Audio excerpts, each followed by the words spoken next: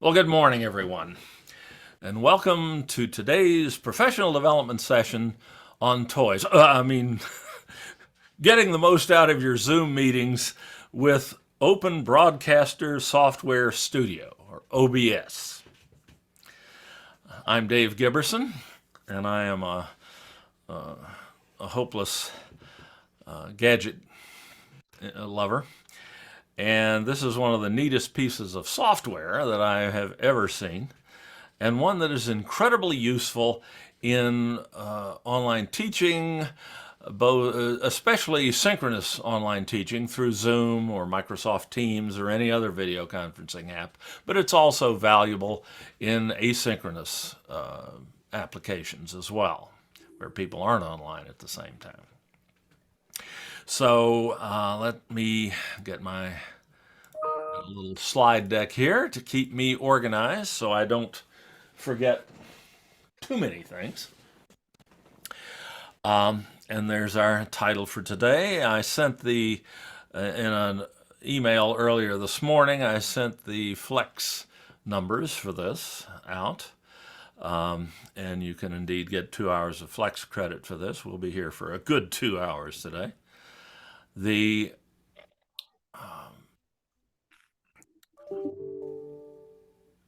If you want the flex credit and have not yet signed up for it, let me know and I'll get Mary Kingsley to put you in after the fact. Nice having low friends in high places. Okay, so this is what we're talking about today. Open Broadcaster Studio, or just OBS, is first off free. I'll mention that several times today. This is an absolutely free open source application. It is software, not hardware.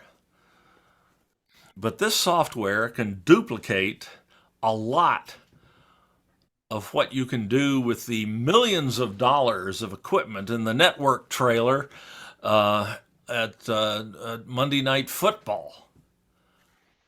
It is a stunningly capable piece of free software. It's exceptionally reliable. I wouldn't use it live, and I use it live in almost all my Zoom meetings. And I wouldn't do that if it let me down.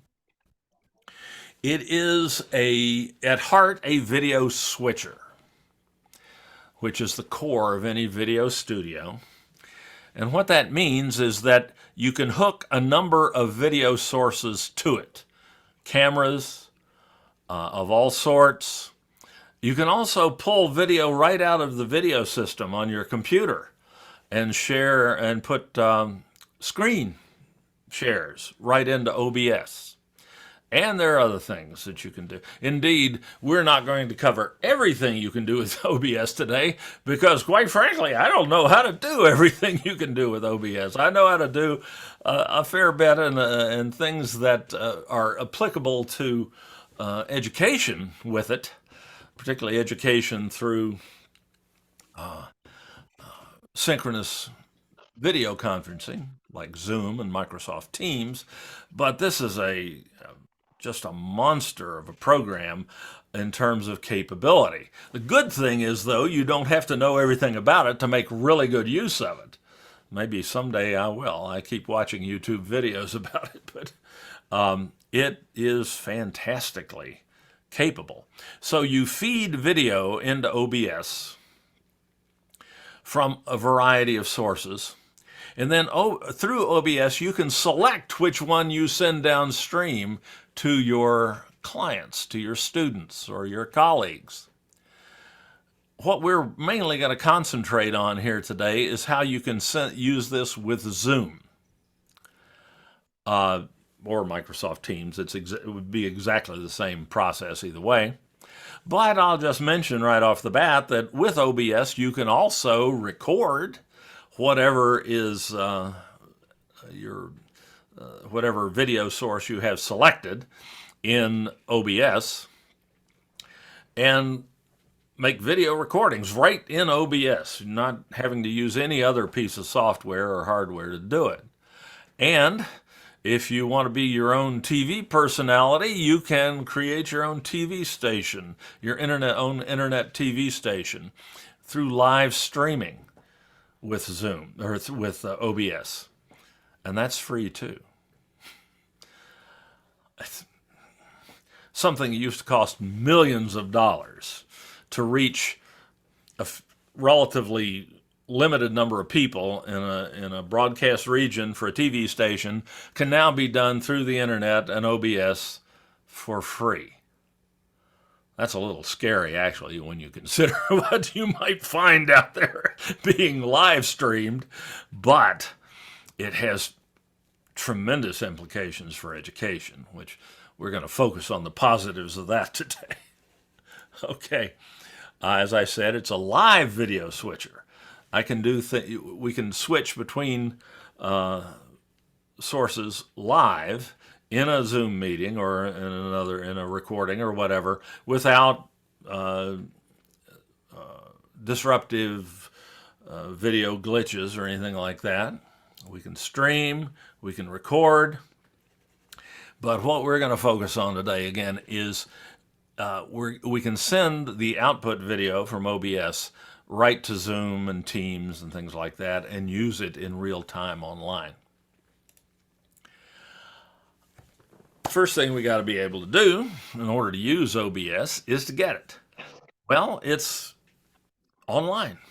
You can download the software, and you're not going to believe how easy it is to install. It's easier to install than just about any other application I know, even though it's one of the most powerful apps I've ever seen. And I'm going to show you how to do that. You can do that by webbing to the OBS homepage, obsproject.com, as you see here. It is this is the home site for the OBS team that creates this software for free on the as a personal project. There are hundreds of people working on this all around the world all the time. Just a magnificent illustration of the power of open source software development. So let's see how to install this puppy. To do that, I don't want to mess with the installation I have on my main computer here. So I'm going to turn aside a second. I've got a laptop over here that's right. So can you see that? No, I'm still sharing my screen. Excuse me. Stop that screen share for a second. Here's a laptop sitting next to me that I'm going to share the screen. It's in the meeting already. I'm going to share the screen and install OBS on that laptop. I've just taken it off. I'm going to put it back on. So let me go to that laptop and share my screen. Forgive me for not looking at you for the moment.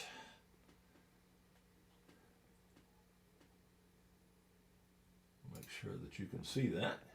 Yes, there we are. All right, this is obsproject.com. So that's, you'll know if you're there. It's very simple website. And OBS runs on just about any computer.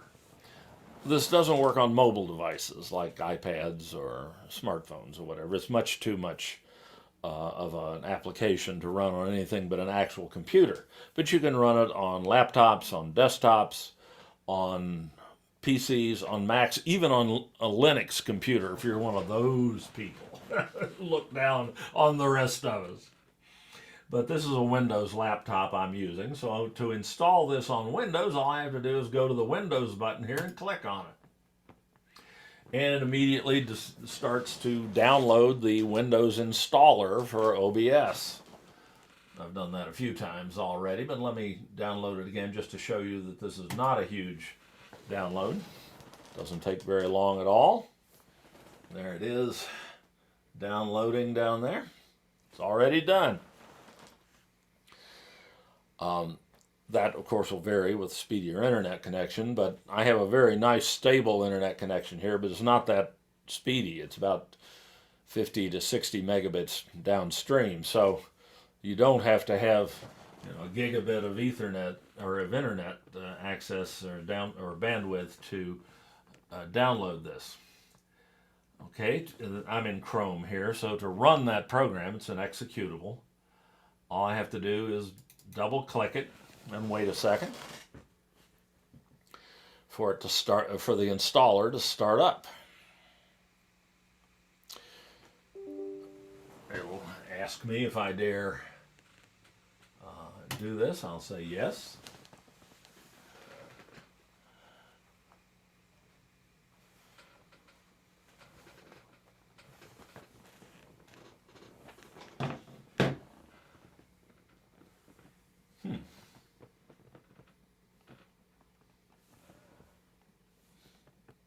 Just making sure that you're still seeing me and hearing me here. Okay, appears so. All right, so we're told we're welcome to the OBS setup, and it's just a couple of steps. You just click next. You agree to the terms, which are pretty mild by most circumstances. This is free software. You can use it for pretty much anything you want to. And then you get to the point where you install it. You can change the destination folder. I wouldn't do that. I just install. The install it just takes a minute or two at the outside. If you've got a fairly speedy machine, it's not going to take any time at all. All right, it's completed, and it wants to run OBS. Fine. I just click Finish.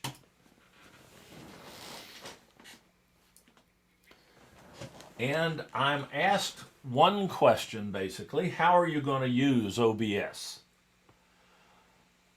This is not an irrevocable decision. We mentioned that you can stream, record, and use OBS as a source for other software programs. Those are your options here, and it just wants to know how to optimize this. If you select one option now and you decide you want to do something else later, you can reconfigure OBS on the fly. You're not making any irrevocable decisions here. But the simplest option here, and the one I would recommend for getting started, is I will only be using the virtual camera. The virtual camera is the program that sends the video output of OBS to Zoom or Microsoft Teams or any other video conferencing application. And it's the simplest way to use OBS. It's the simplest way to set up OBS. You can, as I say, you can make changes later. So select the easy one, and it tells you the auto configuration wizard will set OBS up the way you need it. So you just click Next, and that runs the wizard, and boom, it says it's selected the resolution, the screen resolution, which will be the screen resolution in which your computer is running. 1920 by 1080 pixels is so-called 1080p, or high definition video. This will handle up to I think it'll do 4K as well if you if you have 4K monitors and things like that, but there's really generally no need. So high definition is great. So I'm just going to apply the settings here.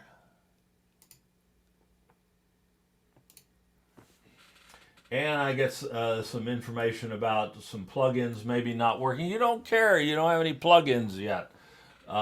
It's been recent. This software is updated all the time. So they just did a major update, and some of the oldest applications that were peripheral applications that you probably won't be using, you almost certainly will not be using anyway, have to be updated. It's just giving you a little heads up. Just ignore that. It's meaningless. And here is what OBS looks like. This is the OBS control screen. It's really not that complicated or that extensive. There's a preview window here that once we connect some video sources will show us what those sources are seeing. There's a couple of boxes that we're going to use a lot. Sources here and scenes. We're going to see what those are for. There's an audio mixer built in so that you can attach multiple audio sources to it. But by default, you'll have your default microphone, which if you use it with Zoom, this audio mixer is meaningless. So Zoom handles all that for you. But if you're doing things like recording or streaming right out of OBS, you've got a great little audio mixer, and you get your default microphone and your desktop audio, which is the audio that comes through your speakers. That's everything you need in the vast majority of situations. And there's some controls over here that we'll talk about as needed as we go along. So this is the basic interface. It's simpler than the interface on something like Photoshop or Adobe Illustrator or something like that by a ton. And it's a lot easier to learn to use, too. This one you can realistically learn to use in 2 hours. I've been trying to learn to use Photoshop for 20 years and still haven't gotten very far with it. My congratulations to anybody who uses that beast a lot. Okay, so I'm going to stop the share here and get back to me, and I'm going to go back to my main computer. I'm going to work on it from now on, and I'm going to in a minute I'll pull up OBS on this machine, but I'm going to go back to my PowerPoint slides here for a second, share those with you, and get to that point. So that's all there is to installing it. My God, it takes less time than downloading an app on your smartphone to get this up and ready to run. First thing we're going to talk about is video sources. You got to put some video in to OBS to use it. You've got to get your cameras and other video sources connected to OBS. And in order to do that, everything has to connect to your computer by USB, Universal Serial Bus, or as we used to call it, Unreliable Serial Bus, but it's gotten better over the years. So you can have, most computers have multiple USB ports on them. If you're one of those folks who likes a nice sleek little Mac laptop that has one USB port on it, you're going to have a USB hub to do this. Those are quite inexpensive, and you probably already have one if you have that sort of computer. If you have any questions about acquiring something like that, let me know. But you're going to have to be able to plug your video sources into your computer via a USB port on the computer. Unless it's like the built-in camera on a laptop. Okay, that is wired in internally, and OBS can automatically see that. But anything else is going to have to be plugged into a USB port. Webcams, of course, traditional webcams or any sort of webcam, comes with a USB connector on it. That's how it's meant to work. Like the classic Logitech C920, everybody's first really good webcam. Or a document camera like the IPEVO base IPEVO document camera. These things have come with USB cable, and you just plug them into your computer. Your computer recognizes them, be it a PC or a Mac. They work equally well on either one, and OBS will automatically be able to see those cameras. But you're not limited to webcams that are designed to work with a USB. You can plug in all sorts of cameras to your computer. Let's see here. Let me switch my, well, no, you can see on my, you can't see that. Let me kill my share for a second. That's why I keep another computer in the meeting, so I can tell what you're seeing. Because all too often I'm talking about things you can't see. But in addition to webcams, here I've got a, let's see if I can tip this a little bit. There it is. Peeking over the top of my monitor there is a nice Canon camcorder. I've got that hooked in via USB.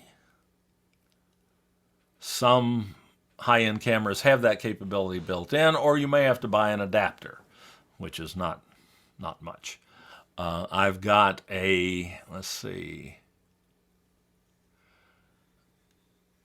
I love this new little camera. I've got over here a pan tilt zoom camera. Also it's a professional broadcast quality kind of thing. Cost me about $600-700. You don't have to buy cameras like this, but I've got that plugged in via a USB port as well.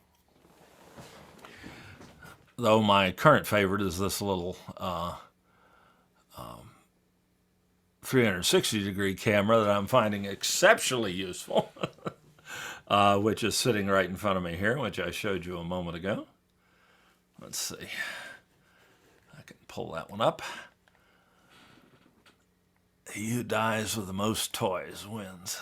Okay, that's this little devil here. It is a classic webcam. It just plugs directly into a USB port. I don't need an adapter for that.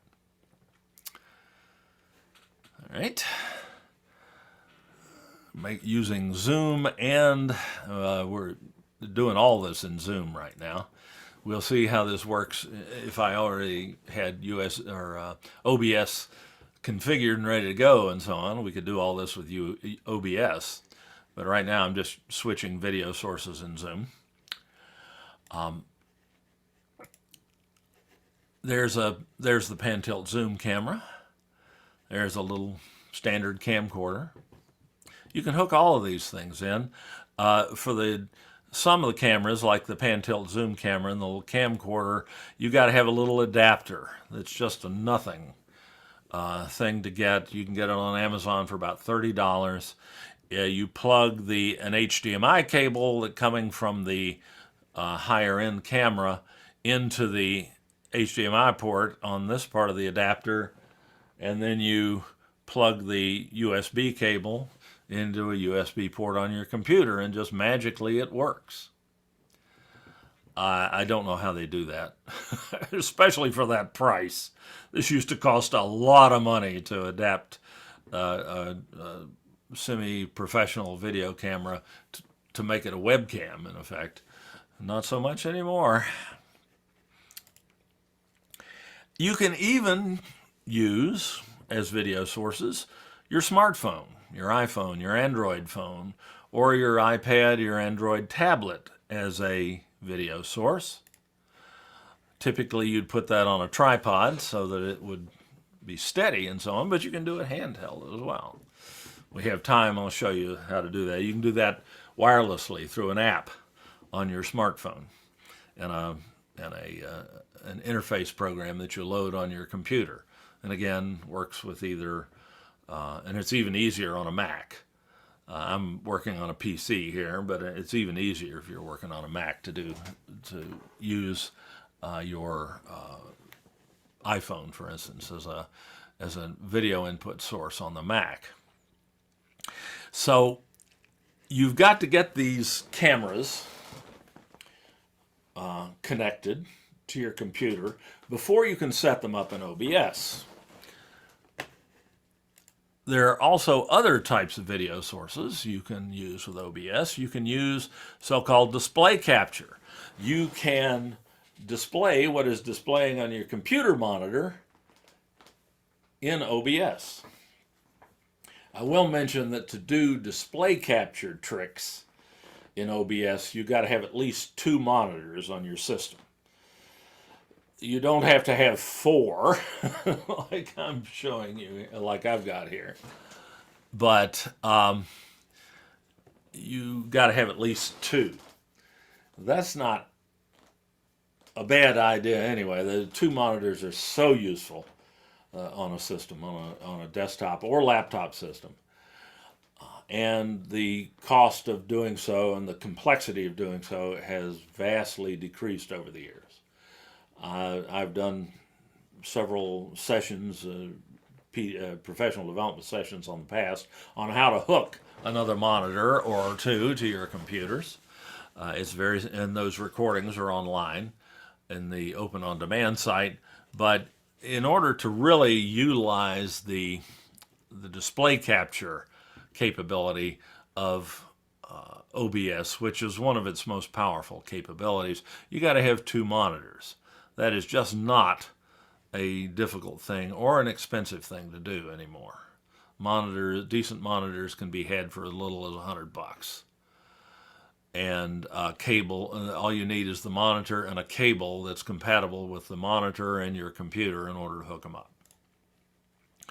You can also utilize internal media sources like local video files. Think virtual backgrounds in Zoom. Well, you can do virtual backgrounds using videos that you have on your computer in OBS.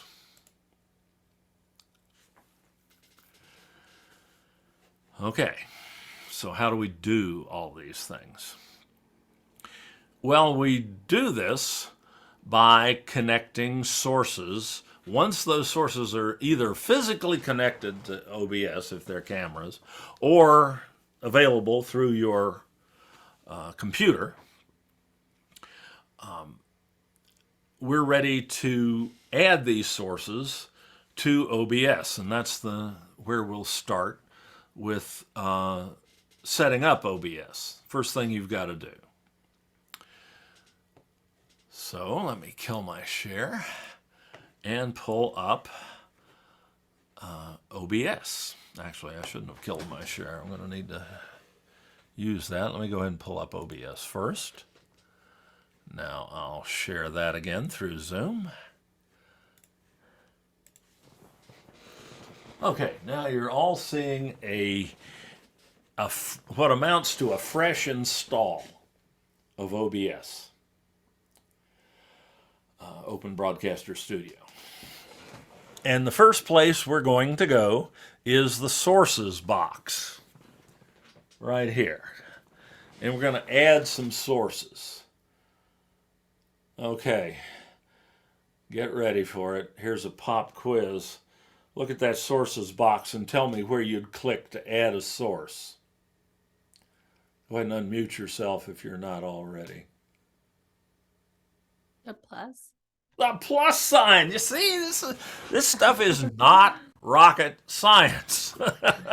Right there's a plus sign inside the sources box. That will allow you to add a source. Now, don't have a heart attack when you look at that menu.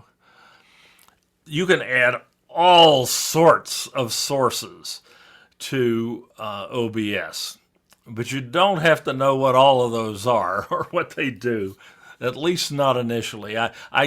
I will caution you that this is a serious rabbit hole.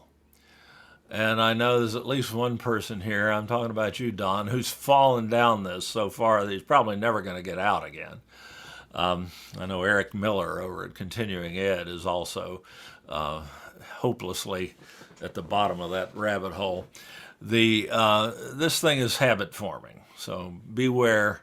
If you can't stand another free hobby, now's the time to leave. But in order to add sources, we have to know what OBS refers to them as. Video cameras are video capture devices. Okay, why doesn't it say cameras? Well, not all video capture devices are cameras. All cameras are video capture devices, but not all video capture devices are cameras. This could include something like a DVD player, or any other type of video appliance that outputs video. But typically, what it means is a camera. I mentioned display capture. There's it. There it is in the menu. And media source, which is a video file that you have stored locally on your computer. Those are the three things we're going to look at today. The rest of this stuff is fun, but it's not necessary. And of course, game capture if your PS5 or your Xbox is your favorite pastime, you can feed those into OBS as well. In fact, that is the vast majority of usage of OBS is by gamers who want to stream themselves playing games with and impress other gamers on the internet. Dave, Yes.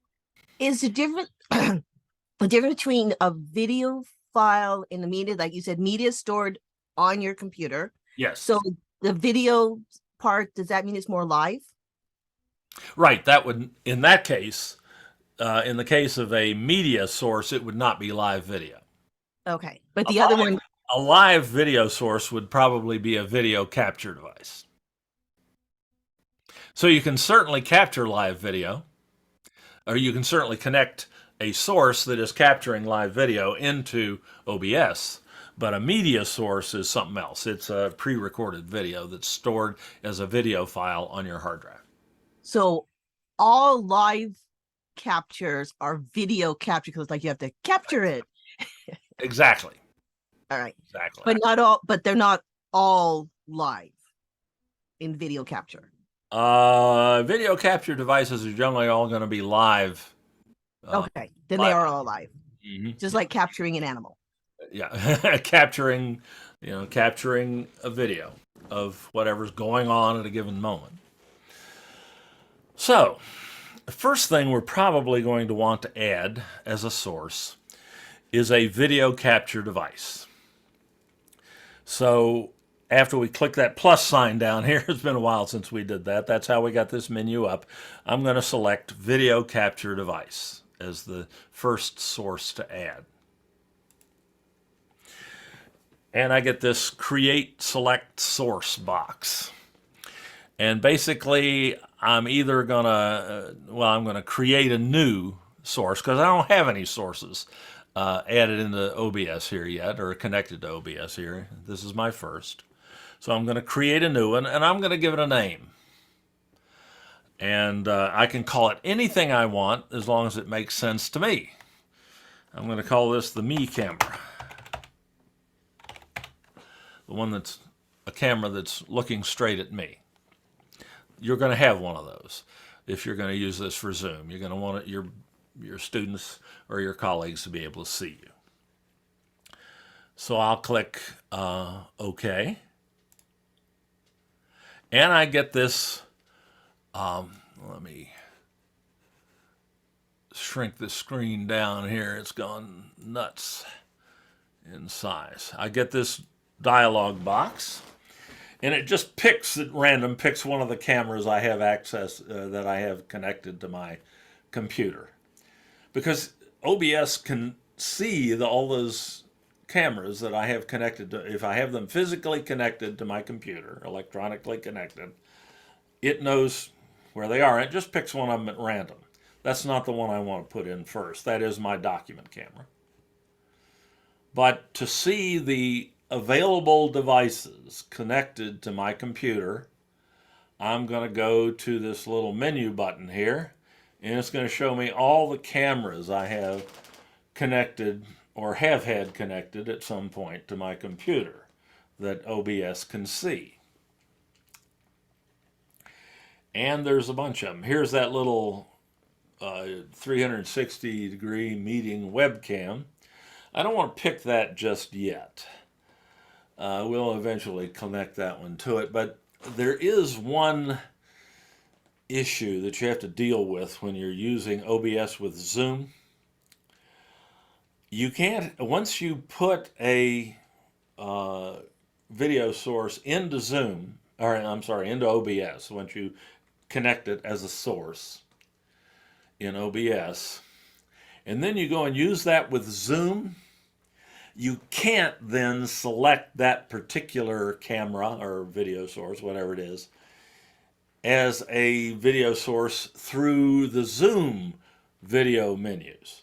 You have to use it through OBS at that point, and I don't want to get to that point yet because that would interfere with my presentation. At least you can't do that without restarting your Zoom meeting. And I don't want to do that because I don't want to mess up my recording here. And I want to lose you all if you have to come back in. So I'm going to pick another camera here. Remember I showed you that little adapter that will allow you to put higher end cameras or connect higher end cameras physically to your computer through a USB port. That little adapter shows up as USB 3.0 capture. At least this particular adapter does, the one that I'm using. And you'll notice I've got 3 of those. So I don't know which camera is which. But that's not a big deal. I can select any of these temporarily, and it will show me here in the preview window what that camera is seeing. So right now it's looking, that's what my document camera is seeing. But if I go to USB 3.0 capture, that's the camera I have pointing out my back window. That's not the one I want right this minute. So I just select a different one.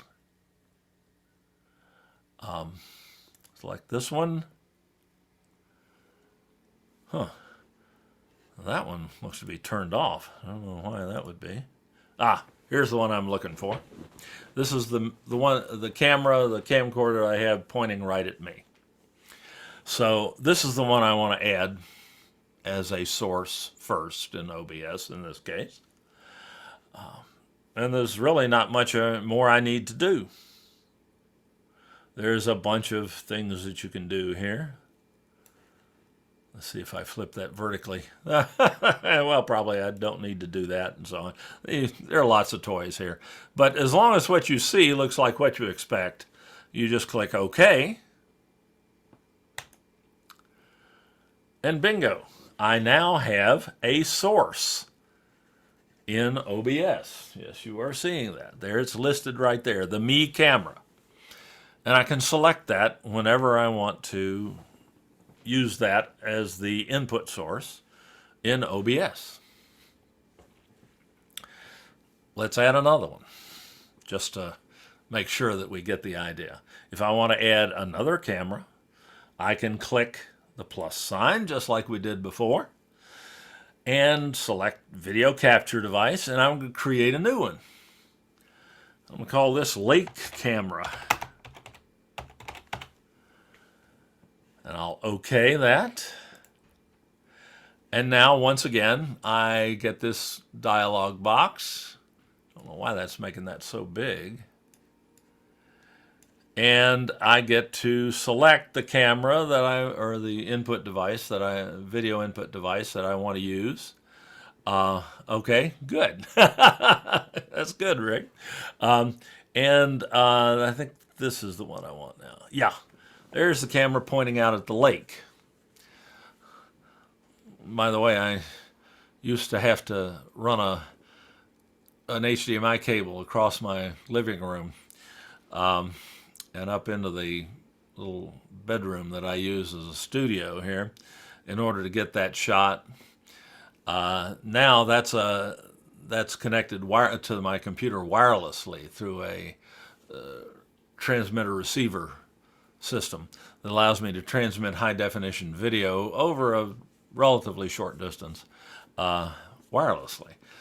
I bought that because my wife told me that the cable running across the living room floor was no longer acceptable. Okay. All right, so I've got that one. I just click OK. And that adds that source. So there's the Lake camera and the Me camera.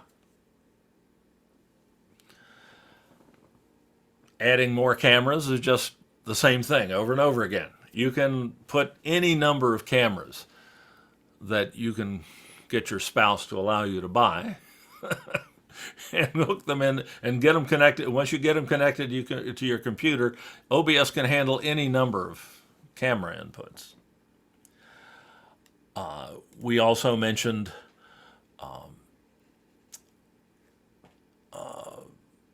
display capture inputs.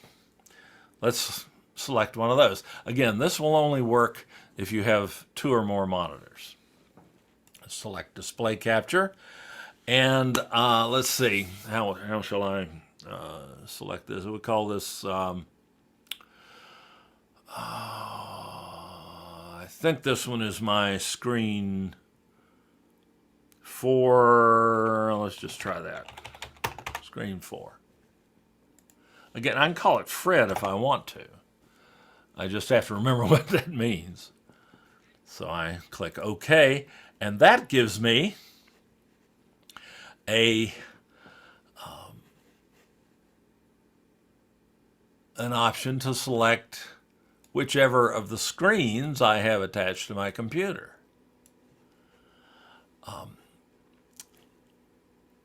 And it automatically picked my number 1 display, but if I want to, I've got 4 to choose from here.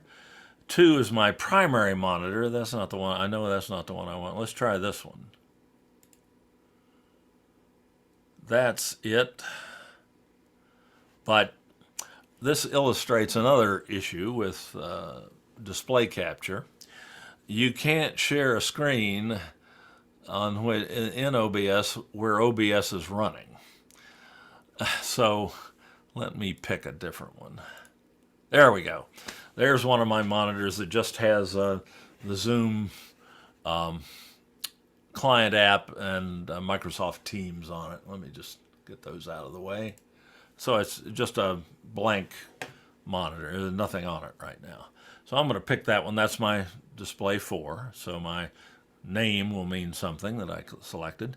And I'll select that OK. So there's my display screen. And that's a live dynamic thing. If I drag something over onto that, like my Google Calendar here, it shows up here in the output. This is the so-called program window or output window on OBS. This is what OBS will send to Zoom or to a recording or to a live stream if I have this source selected. So there's a live computer screen, and it is, I say, it's dynamic. You can, anything I do here will be reflected in the preview window or the program window in OBS. So that's how you add your second. You typically add your second monitor. If you have a system with a primary monitor where you're doing your work and a secondary monitor where you display other stuff, you'd make a display capture for the secondary monitor. Okay, we can also add a media source. We mentioned that as a possibility. That's a video file that you have on your local computer. If I select that, let's call this San Diego. When I get nostalgic for San Diego, I've got this video loop that shows a bunch of different areas of venues around San Diego and so on, and about a 1 hour loop, so I can run that behind me and remember how nice it is to be in San Diego. If I click OK, at this point I'm just naming the media source. Now I've got to go and find that video on my computer. I just browse for it here using the browse button. And I go to my video, wherever I have videos stored on my computer. There we go, there's my video. There's one place I have them, and I just go looking for it. Let's see. There it is. And this is a 4K video, no less. I can do that. I can just select that video, click open. and click OK. And there that video starts to play.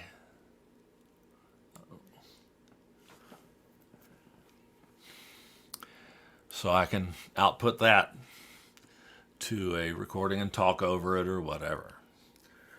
So those are your primary sorts of video sources that you're going to find useful in instructional situations in Zoom and so on. And that's how to add them to OBS.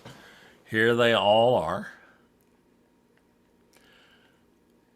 And I can select them by moving them to the top of this list here and share them with people through Zoom or in a recording or in a live stream. But you really don't want to have to switch between sources that you're outputting by moving them up and down in a source list, especially if that source list can get to be quite long. If you've got a lot of different video files that you want to use and a lot of different cameras, and if you have several screens on your computer, this sources box just allows you to connect the video sources into OBS. It's not how you're going to use them moving forward. For that, we're going to create scenes. And this is the single most complex idea that we're going to talk about today. See the difference between sources and scenes in OBS. And the best way to illustrate that is to create some scenes. Let me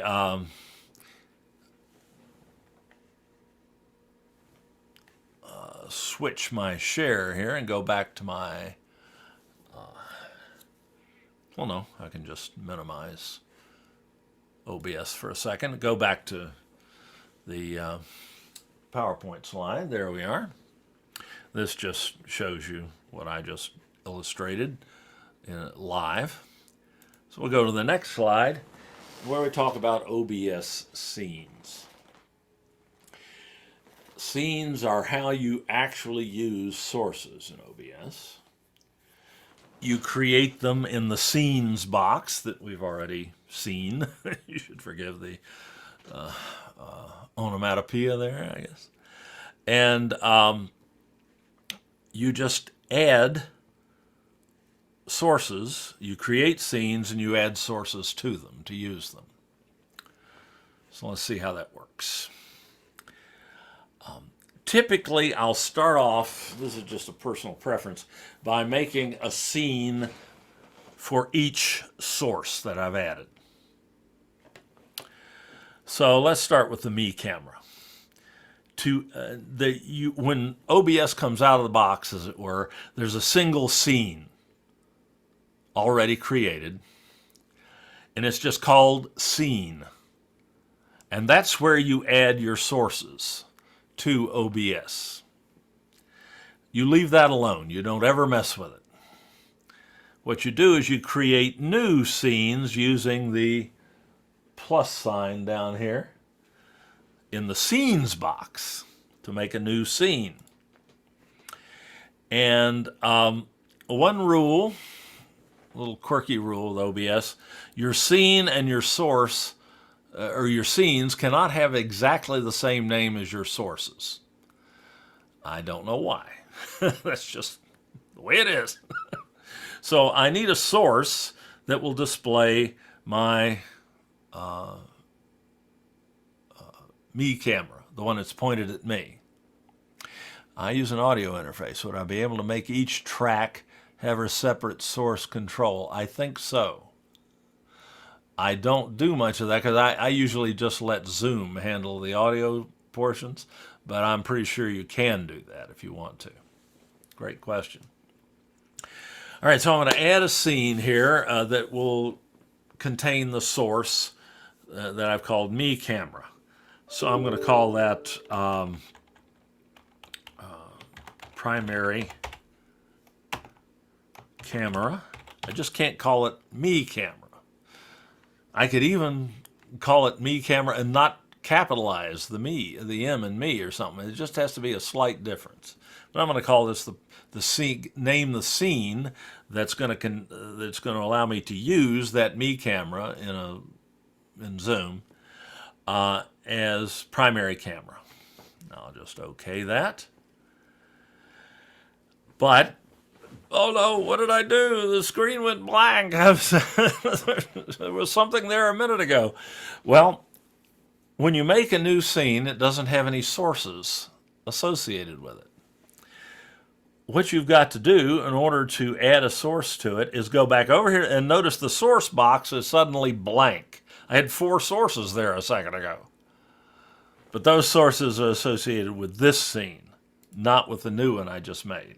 So I have to add sources once again to this scene I've just created. I do the same thing I did before. I click the plus sign in the sources box. I select video capture device. This is a camera. And now instead of creating a new device, I have some cameras there already. So I'll click the radio button that selects add existing source. And that's the me camera. I select that and I click OK, and now here I'm back. There's something there again.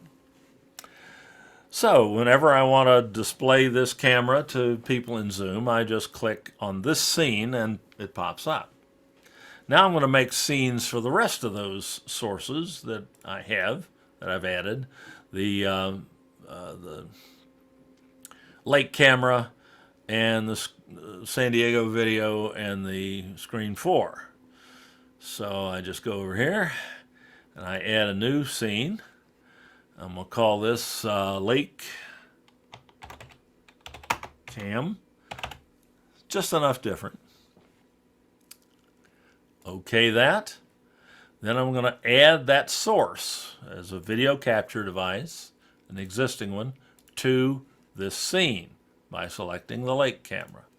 And bingo. I can add a scene that will contain my screen 4, whatever's displaying on my screen 4 here.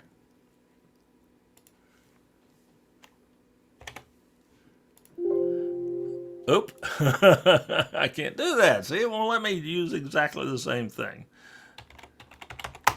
If I don't capitalize the S in screen, it's perfectly happy. But again, there's nothing in this scene until I add a source to it. This would be a display capture. I've only got one existing one. This one. Okay. And now there's my screen capture scene. And one more scene will be my San Diego video. Just call it SD video. That's San Diego, not standard definition. And I'll add to that scene a source, which I already have created, a media source, an existing one that I named San Diego. I click OK, and now that one, for some reason that one doesn't want to be full screen.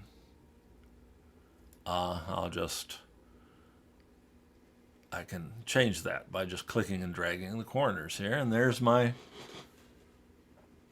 San Diego video source, my media source, my locally play, and that video is playing. It's not real obvious. There, I can speed it along there a little bit. I have a scrubber control for it, and there's, I'm not sure, Pacific Beach, I think, or the ocean they're out from. So now I can switch between these scenes very simply just by clicking on the scene I want to display in the scenes box. There's me. There's the lake. There's one of my screens, and there's the video, the San Diego video. But every time I select that, it starts over, which is a little bit of a pain. This is really intended for shorter video loops that, just keep going around, but doesn't have to be. Okay, so now I can use this, or at least I've got it configured to the point where I can actually do some stuff with it. But this is just the tip of the iceberg. These scenes just have one video source in them. You're not limited to that. With OBS, you can do what's called video compositing. You can display more than one video source at the same time. You know, when the newscaster on the evening news is reading the news to you, and then suddenly a little video window pops up up to the right of their head, and you see the video you see a news video illustrating what they're talking about. That's called compositing, and you can do that with OBS. For instance, let me make a new scene. Every time you want a different source, be able to display a different source or a different combination of sources in a scene, you make a new scene. You end up typically with a lot of scenes. And I'm going to call this one Lake Cam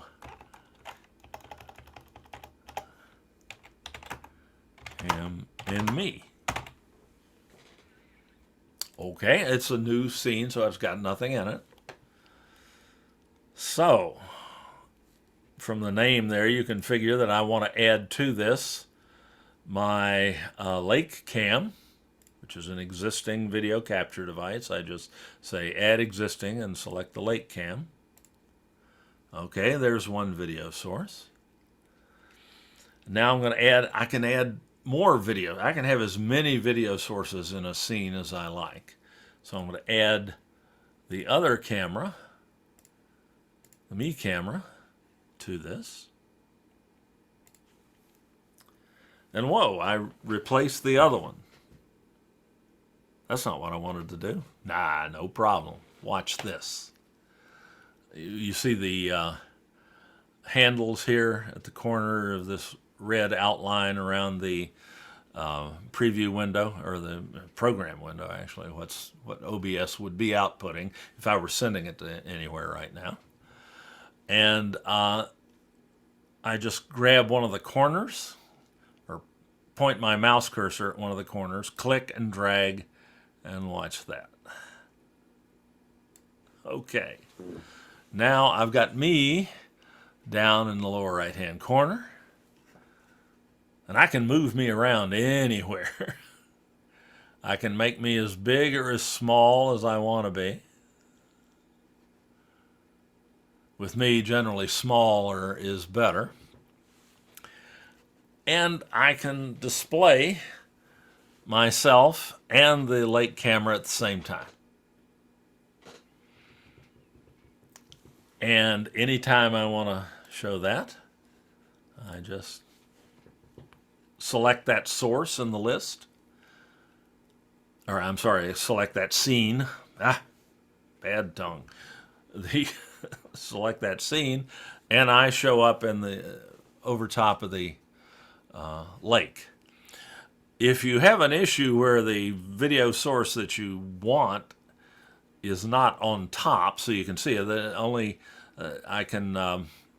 I'm showing up here only because the me camera is over top of the lake camera in the source list for this scene. If I change that by just selecting one of these sources and using these up and down arrows here, boom, I just got rid of myself. Because I put the lake camera over top of the me camera, and the lake camera is sized fully. If I select the lake camera source, I can make it smaller. And there, I'm still down there, but I'm underneath it. If from time to time you may have to adjust which source is on top in order to see what you want. If I select the me camera and move it back up, then it shows up. But I can move things around. I can resize things live in a Zoom meeting or in a live stream or a recording. And I can put as many different sources into this scene as I like, and I can make as many different scenes as I like. I can make a scene that would be how about and this is the really useful one, screen 4 and me. Okay, those of you who have seen me in other presentations have myself floating over top of my PowerPoint slides. Well, that's how I do this. I created a scene called something like that, and I added to it first my display capture for my screen 4. I'll add an existing one, screen 4. Okay, bada bing. Then I'll add me, the me camera, as a video capture device. And I'll shrink me down because I don't want to. And now we're seeing this, whatever's on this screen, and me at the same time. So I can display and send that image out to people or have OBS output it. And I can display whatever I want to display on that, like my. Could you, Dave, while you're doing that, could you add 2 or 3 more images? And if so, how would you know who's on top? Trial and error. And yes, you can absolutely do that. Though, Dave, yes. in the old days when we had levers and buttons and everything, because everything looks familiar except there's done with the computer, it was called layering, Layering. This But is it doesn't look like it matters now. very similar to layering. Well, it's dynamic layering. You can choose which layers, what order the layers are in. Okay, so it doesn't matter that the first thing you put down has to be the background because looks like you're reslicing. As you add sources to a scene, the newly added sources are placed on top. So that's why I added things in the order to that scene in the order I did. I added screen 4 first, and then I put me in. Oh, so it does matter the first thing you put in. The first time, but you can fix it. You can change that at any time by just changing the. Yeah, that's what I mean. That up and down button. That is so awesome. Yeah. So. Thank you. Yeah, good question. And those are the things that are going to hang you up. If something like that occurs to you, ask the question right away, because it's not going to be quite as obvious when you try this the first time yourself. It takes a little playing around, but I can change the position and size of the different sources in the scene, in the display of the scene, just by clicking on the mouse clicking on the different sources that I have here. So this is the one I use. This trick is the one I use the vast majority of the time. Okay, it is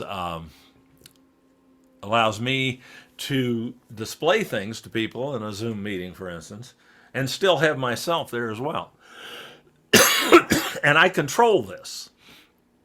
Depending on how you have your viewing settings set on in a Zoom meeting, you may or may not see me when I'm sharing my screen in Zoom.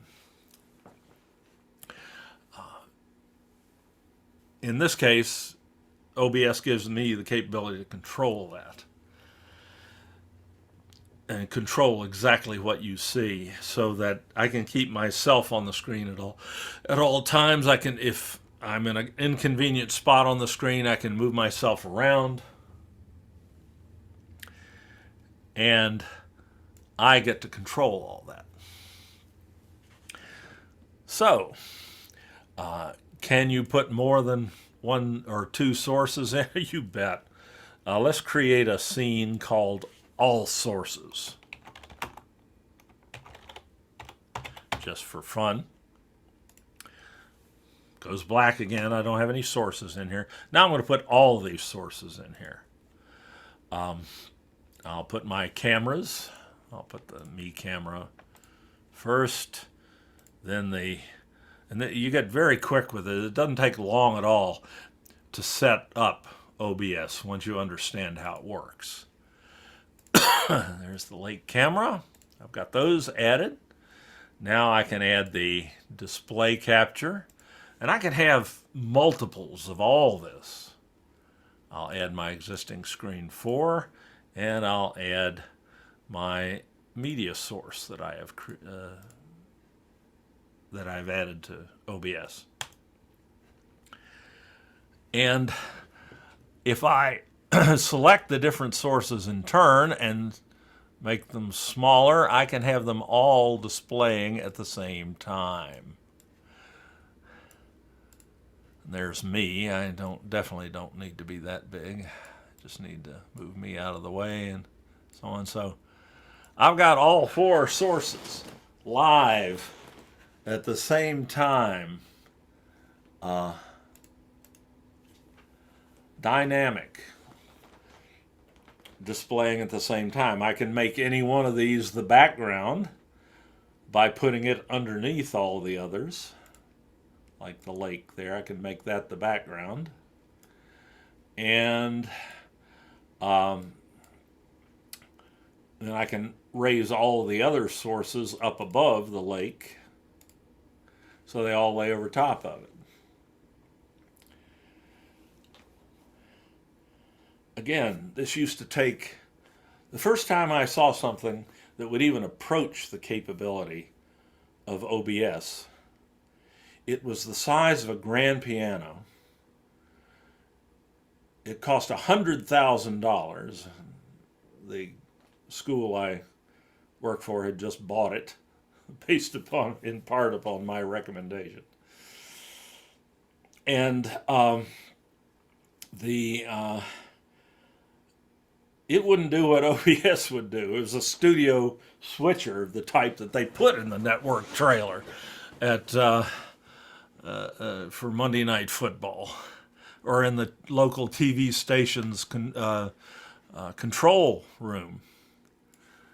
And OBS will do all this for free with just an average PC as the hardware that you need to do this. It's insane what you can do with OBS these days. For nothing, it's free, remember? And the only one of these videos, well, the little camera that's pointing out over the lake cost me $200. The camera that's looking at me is my best camera. I use that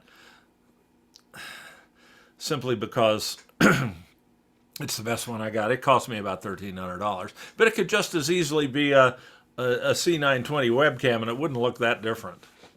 And that costs $60. So the cameras cost a little something, but you may already have some of those. And the display capture source costs nothing. Well, I do have to use display capture sources. I do have to have at least 2 monitors. But I say you can get a monitor for $100 and hook it up. If you have any trouble with that sort of thing, let me know. Chances are you have an old monitor sitting around somewhere that was on a previous computer you're not using. I've got 4 of them sitting in the floor over here. Earlier generations, they'll work fine for this sort of thing. And the cameras don't have to be especially expensive. You don't have to spend a lot of money on hardware to use OBS. And chances are you have most of what you'll need already.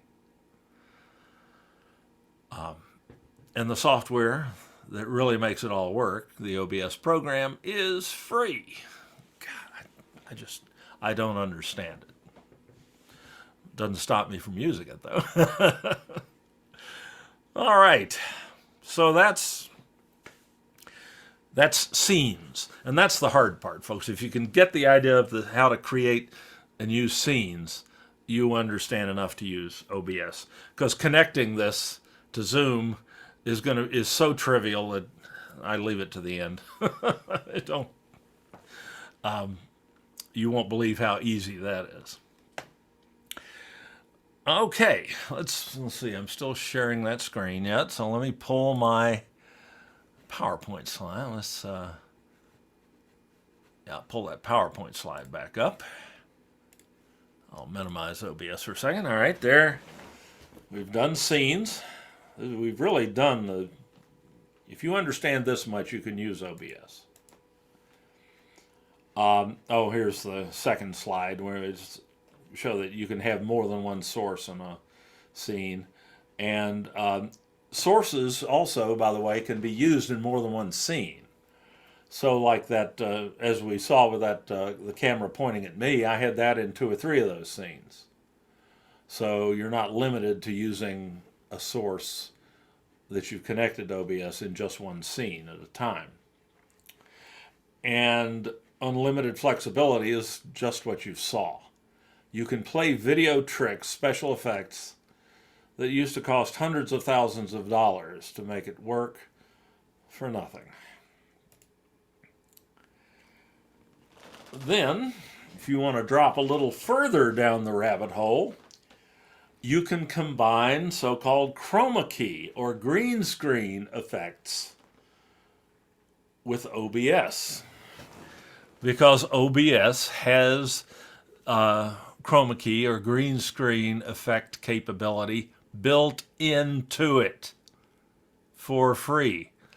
First time I bought a chroma key or a device that would allow me to superimpose, to replace a green background with some other, with another image or another video, it cost me $1,200. And that was the absolute entry-level, standard definition, cheapest thing you could buy.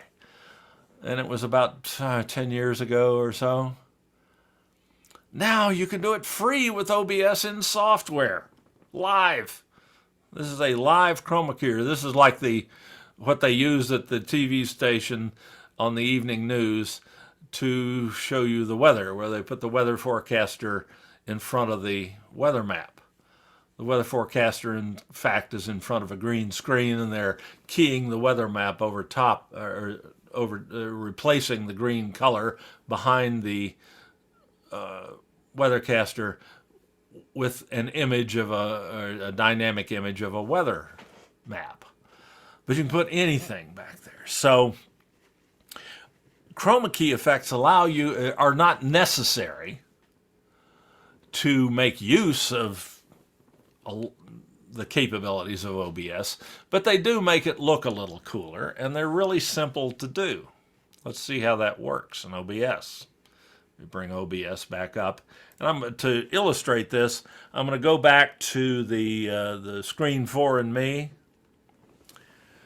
Okay, it's not that jarring to see me as I really am here, sitting in front of that green background. But with chroma key, let me make that a little bigger so we'll be able to see what goes on here. But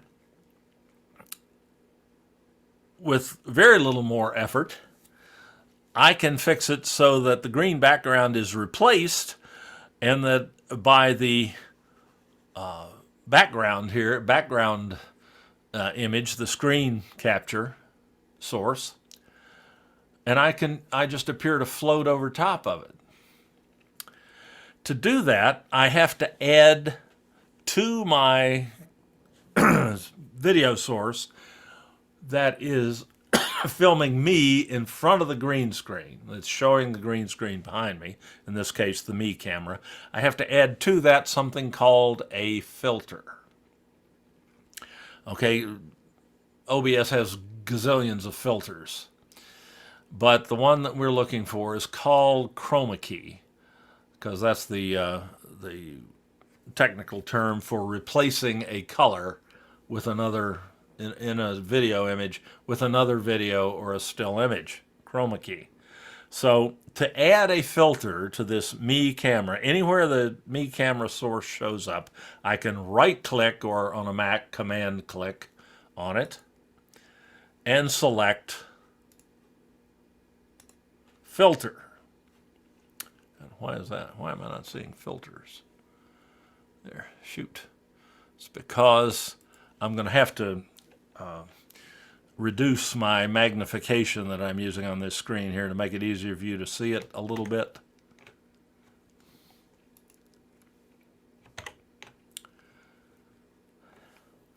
Actually, I'm going to have to put that on another screen, aren't I? I've got this blown up too much for you to see what I need in that menu. Shoot, I should have checked that. Okay, I'm trying to think of the easiest way to do that here. Just a second.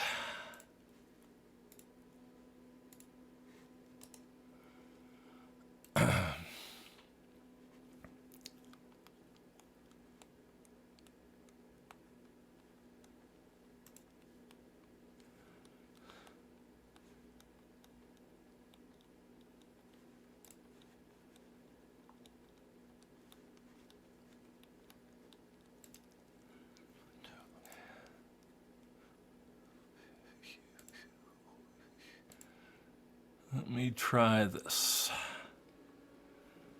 Okay. I just changed the display setting in my computer. This is not something you normally have to worry about in using OBS. Let's try that again. I'm going to right click. You notice things got a little smaller here. All right.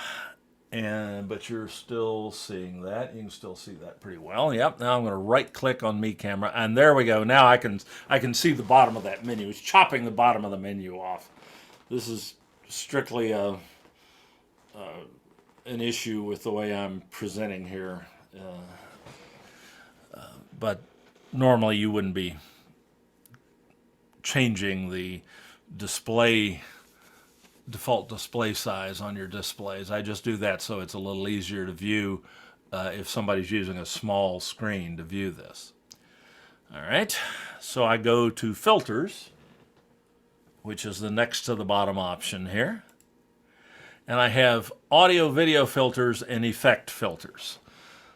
There's no way you'd know right off the bat whether chroma key was listed under one or the other. I will tell you it's an effect filter.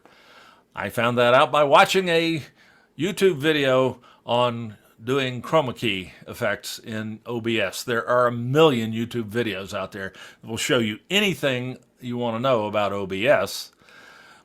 Hopefully you won't need to watch too many of those because the whole purpose of this presentation today is to distill out and put in one package the things that you actually need to use OBS instructionally with Zoom or Teams or whatever. So I'm going to add an effects filter. There's that plus sign again. And chroma key, there's a bunch of them. You can do color correction and all sorts of stuff here. A lot of that, I don't have any idea what it does. I don't worry about it because I don't need it. But chroma key I knew was one filter I wanted to use. So I click chroma key, and that activates the chroma key filter. I do need to specify the name that I'm going to use, and I'm just going to use the default so that I know what it is. And here's the chroma key filter. Notice suddenly you're seeing me and nothing else behind me. That green screen's still behind me. I use these controls here, these slider controls, to get rid of the green color and if I go too far, I can get rid of me too. So I slide this back and forth until I can see me and just me and a black screen behind me. I've actually got two controls that I can use, and the best thing to do is to adjust them sequentially. I start with the similarity control, and then I adjust the smoothness. And I don't want to be sparkling. I don't want to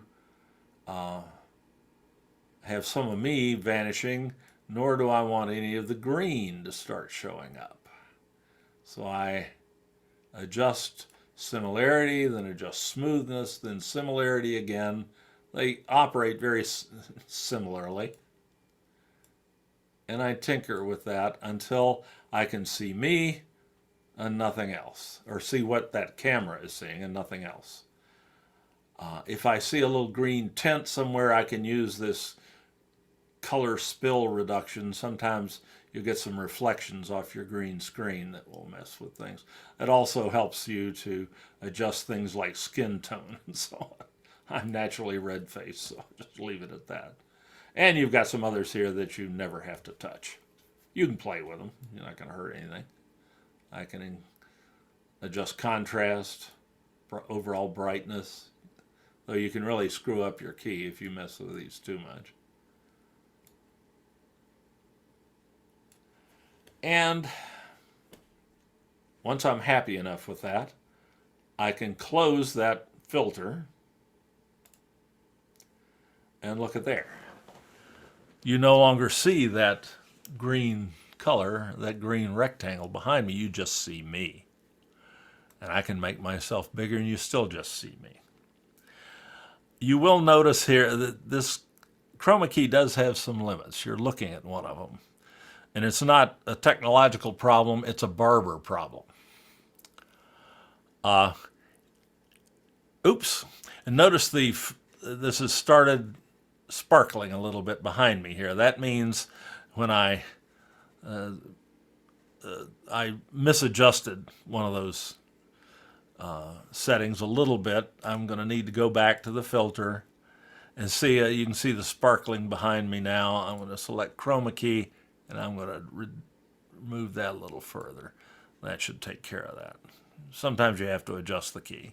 All right, now the background behind me is quite crisp. The screen capture source behind me is quite crisp, but there's a little bit of sparkling around my head. I've tried to get rid of that and tried to get rid of it. I can't, and the problem is my hair is very fine, and there's a lot of it, at least in the back. Not so much on top anymore, but in the back. And there's too many edges. So, if I were bald, this would work perfectly. But I haven't quite gotten to the point where I'm willing to go that far for the sake of chroma key. But other than that, that's a near perfect key. If you look over here at my shoulder and so on, the key is clean. And again, this is all free and it's done in software. How the heck do they do this? I don't know. I just do not know. Dave, question. Go for it. With all these adjustments you're doing, and I don't know if anybody else is picking up on this, but it looks to me like the video and the audio I'm seeing are getting just a wee bit out of sync. Like your audio that's because of the way I'm sharing this screen with you. Okay. That's a Zoom artifact. I am sharing this computer screen in Zoom with you. If I were doing this using OBS, it wouldn't have that problem. So we'll get rid of that in a minute when we feed. Oh, thank you. Okay, thank you very much, Dave. That's not that's an artifact of a Zoom. If you share a Zoom screen and you're doing something dynamic on that screen, things are moving around, particularly if lips are moving, and you can see someone this size, you're going to see a little bit of loss of lip sync. But that's not something you normally do. I'm just doing this to show you the OBS interface. And as a result, what I'm saying and my lips are a little bit out of sync. But that, again, is a Zoom artifact. It has nothing to do with OBS. And you won't see that when we're using OBS to feed video to Zoom. Good question, though, because everybody was seeing that and wondering. Thank you. Okay, so chroma key. I mean, this This is getting to be fairly geeky stuff here. I don't like that term. When I grew up, the geek was the guy who bit the heads off the live chickens in the carnival sideshow. But it's kind of been hijacked. But the we're getting into some fairly sophisticated territory, video production wise here, with free software and something you can learn to do in 2 hours. That's just phenomenal to me. I'm not saying everything will work perfectly the first time you try this. You're going to have questions if you haven't tried this before. That's what I'm here for. You've got my email address, I presume. I'll put it in the chat here in a minute anyway. You're always welcome to check with me. And I've got some other resources for you that I'll talk about here when we get done with the PowerPoint presentation. But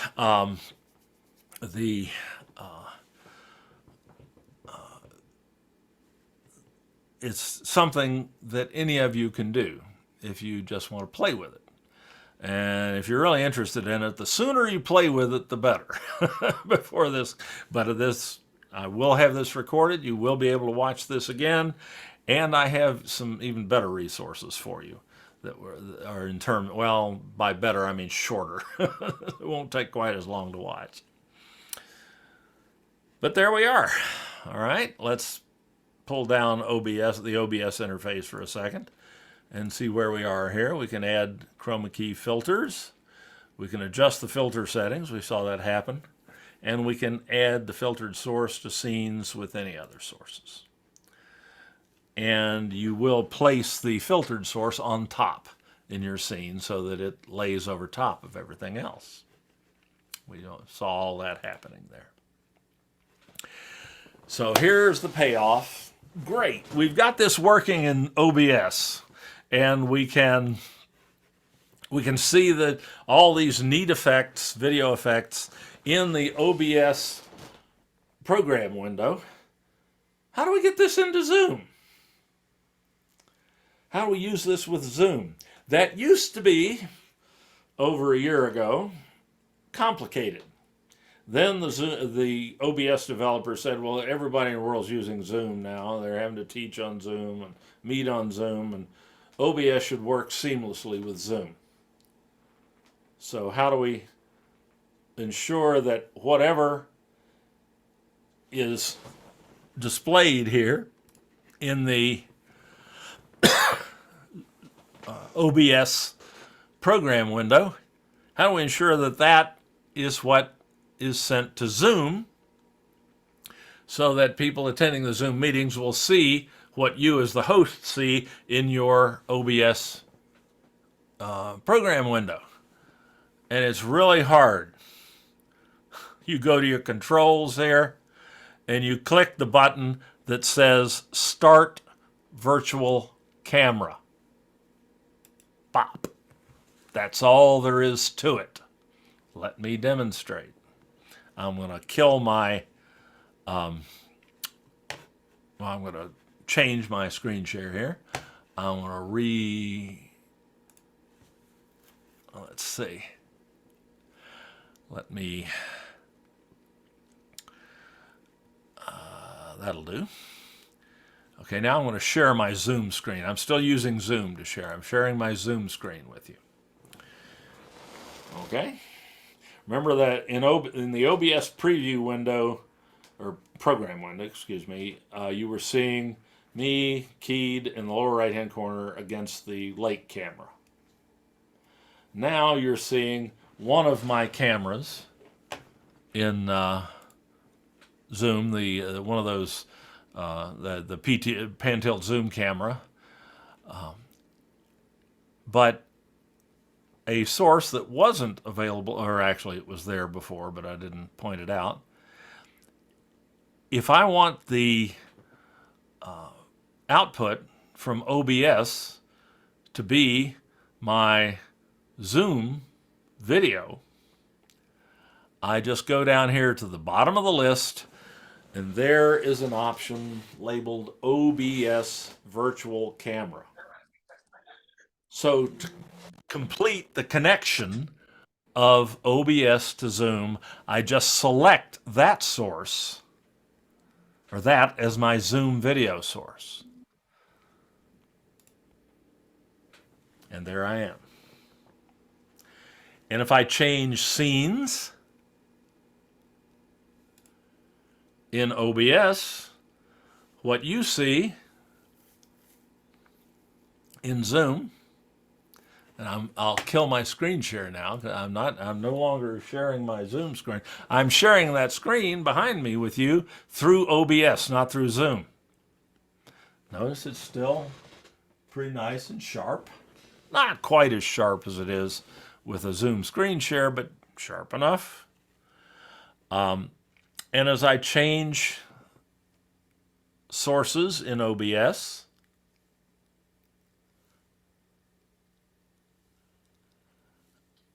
what OBS is outputting is sent to you. There's proof that's a live shot. There's one of my neighbors running across a lake in his boat there. So all of this, whatever is output from OBS becomes the video feed that people see in your Zoom meeting. And that's all there is to connecting Zoom with OBS. You just, and let's pull that PowerPoint slide back up again. You start the virtual camera in OBS, and you select in Zoom, you select the OBS virtual camera as your video source, and now you've got OBS feeding Zoom. And that's all there is to it. And folks, that's it. That's all there is to this.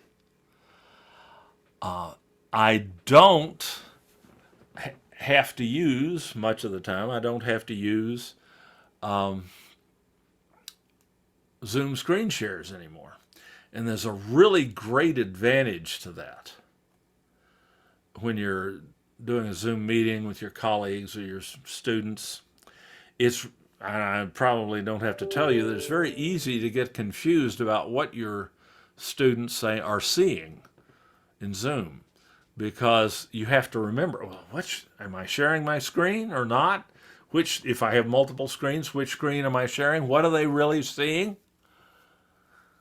Well, if you're using OBS as your Zoom video source, they're seeing what you see right in front of you. You know what they're seeing without having to have a second computer in the meeting, that you can look over at and say, well, is that really what I'm sharing with them? Or you don't have to keep asking, can you see that? Can you see my screen? Have you heard that a few times in a Zoom meeting? Okay, that's a real confidence builder for the students. Like, what is this guy? Of course, we're seeing his screen. Doesn't he know that? This will keep you from let's say it will make it less likely that you're going to make mistakes like that in a live Zoom meeting. I've looked like an idiot in Zoom so many times. The sting. It doesn't have the sting that it used to. But it's still better to avoid that where possible. And the one thing you have to caution your attendees about when you're using OBS to provide this, to share all this different stuff with your attendees, you have to remind them to go to their view menus in the upper right-hand corner of the screen and select Speaker View. Because this is all being fed through your speaker video, not through Zoom screen shares. I am not sharing my Zoom screen right now. You're seeing, in this case, you're seeing, and let's get me, and I can make myself smaller. You're seeing that screen behind me as a video, as presenter video, as opposed to a shared screen. And it just gives you so much more flexibility in what you can show to your students. It gives you a lot more comfort about what they're actually seeing. And you can just flip through your various sources and so on almost instantly. Like Let me make a new scene here.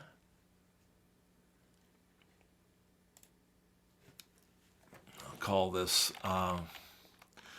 Me in Paris.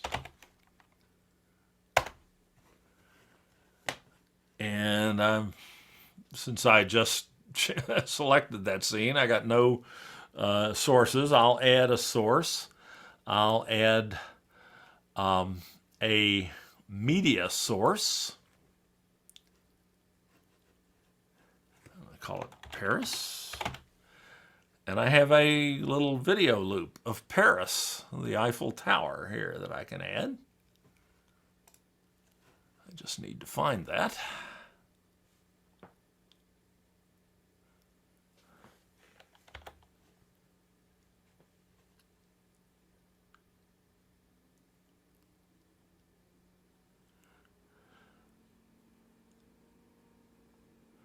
I'll tell you what I do, I'm going to cheat.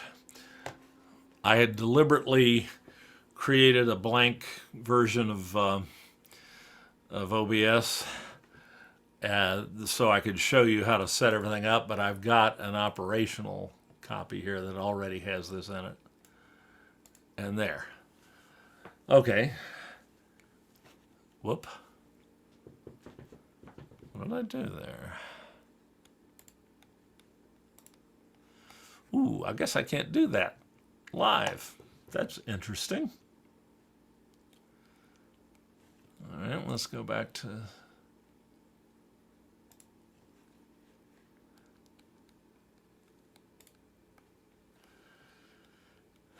Ooh.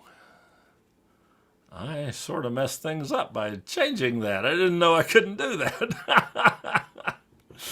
Okay, how am I going to fix that? Maybe I restart. All right, I'm going to close OBS for a second.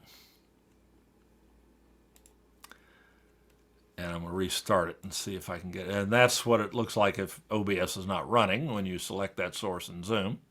You will see that from time to time. Now let me restart it. And restart the virtual camera.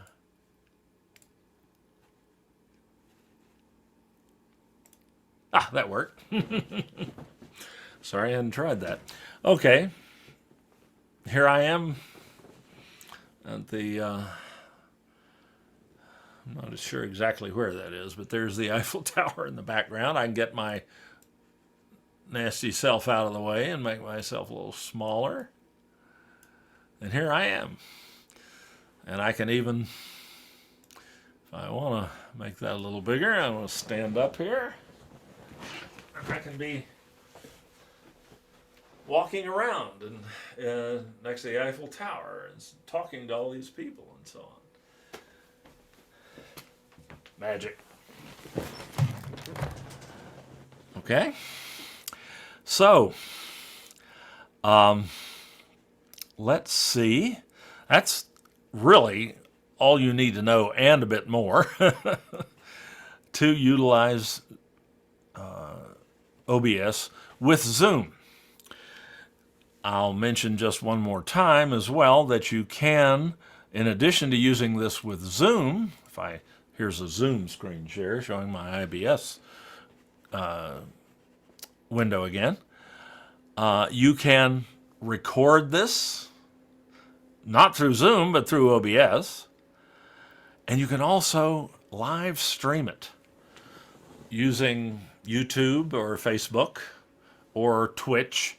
All three are free live streaming platforms that you can use to reach people anywhere in the world, any number of people anywhere in the world. If you post the link to your live stream somewhere where people can find it, like in Twitter or something like that, people can watch what you're sending out through OBS anywhere in the world. I'm not going to cover that. I'm not going to show you how to do that today. That's another seminar.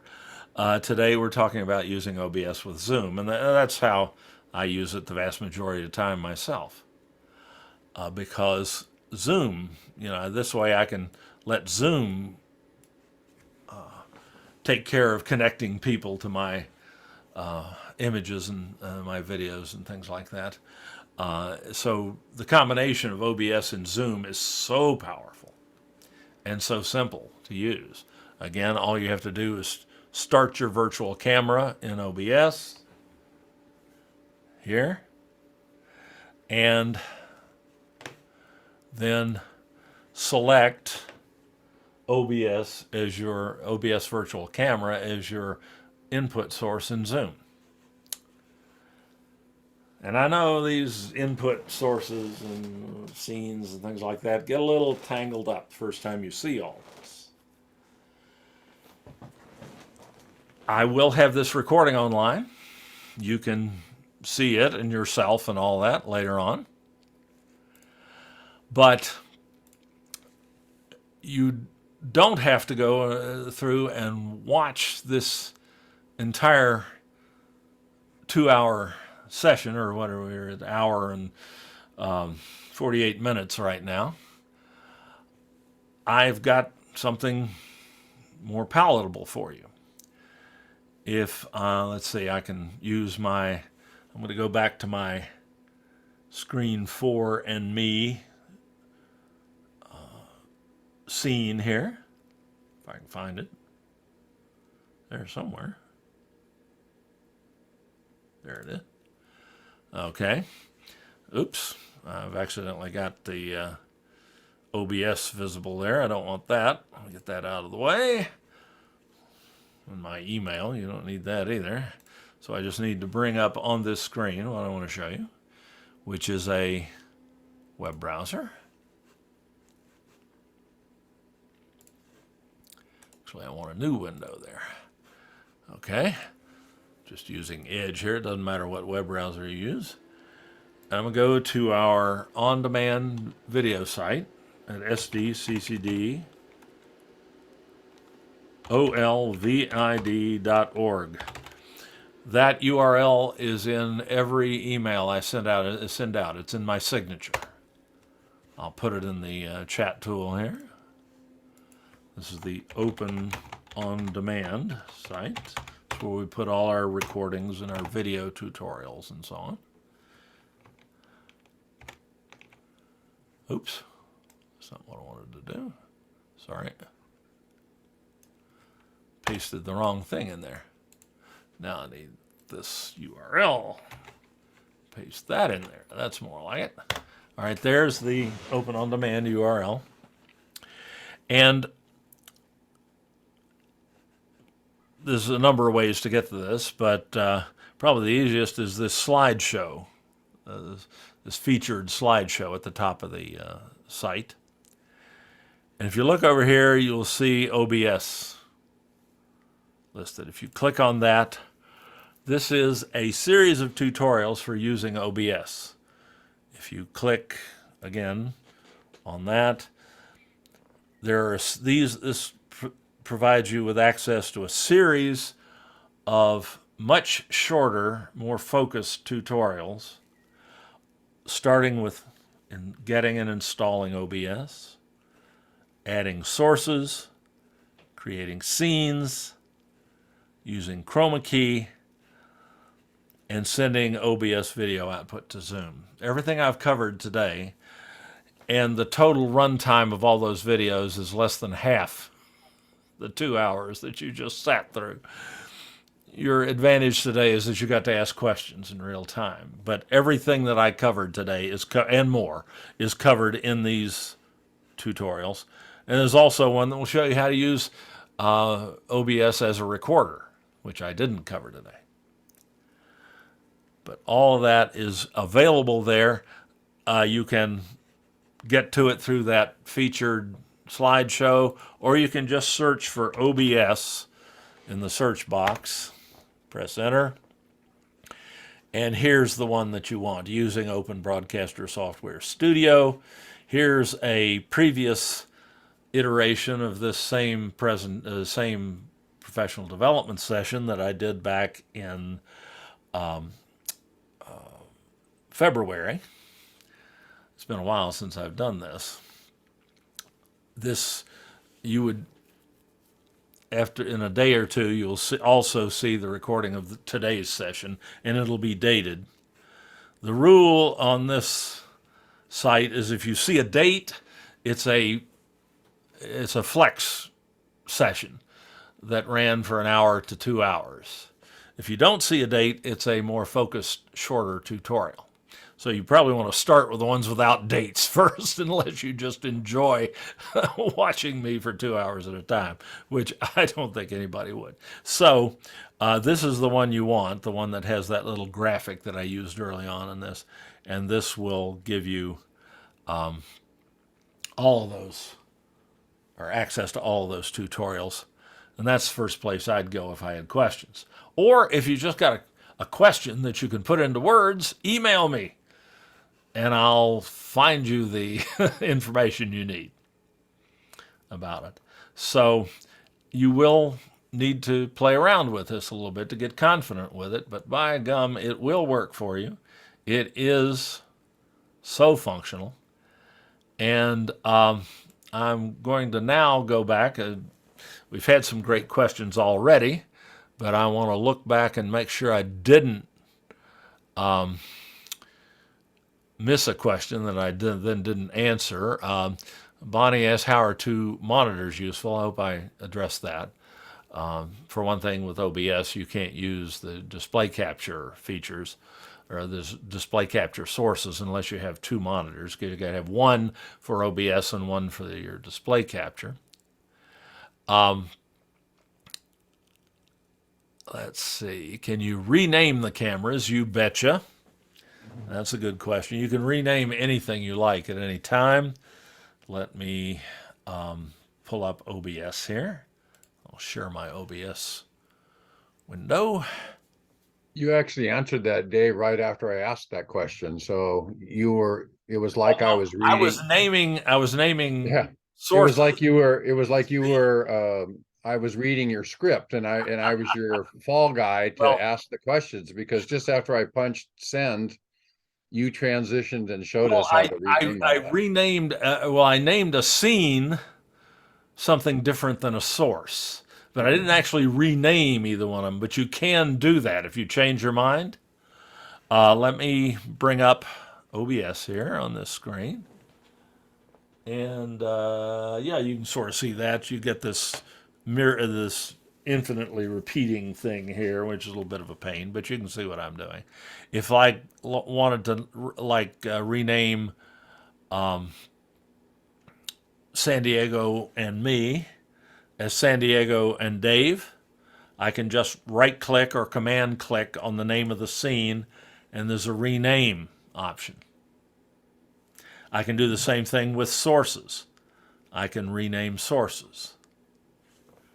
So yeah, you can do that. Yes. I had a question. I wrote it in the chat twice. The first time, people probably thought I was so many typos. I did not proofread like I tell students to do. But so I wrote it again. I wrote the word question first, and it was about using the Jamboard. So that okay. for those who don't know, it's like I'm looking for it here. You'll see a little cartoon.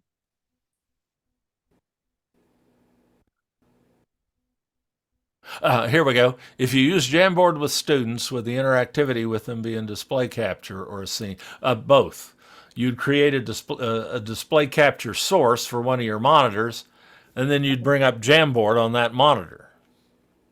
Oh, okay. Okay, so let me kill this Zoom screen share. No, I'm not sharing my screen, am I? You're seeing, right. Let me go to screen 4 and me. And instead of OBS on this screen, I'm going to pull up Jamboard.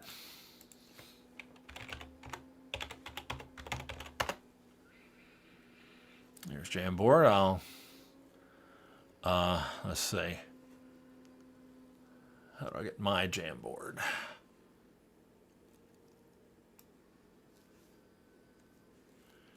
Huh.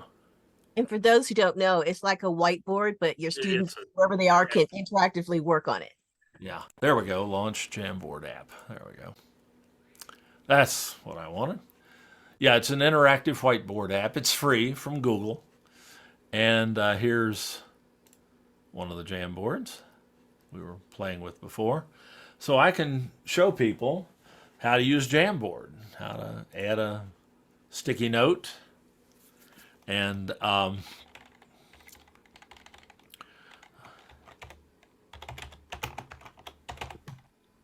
press enter. There's my sticky note.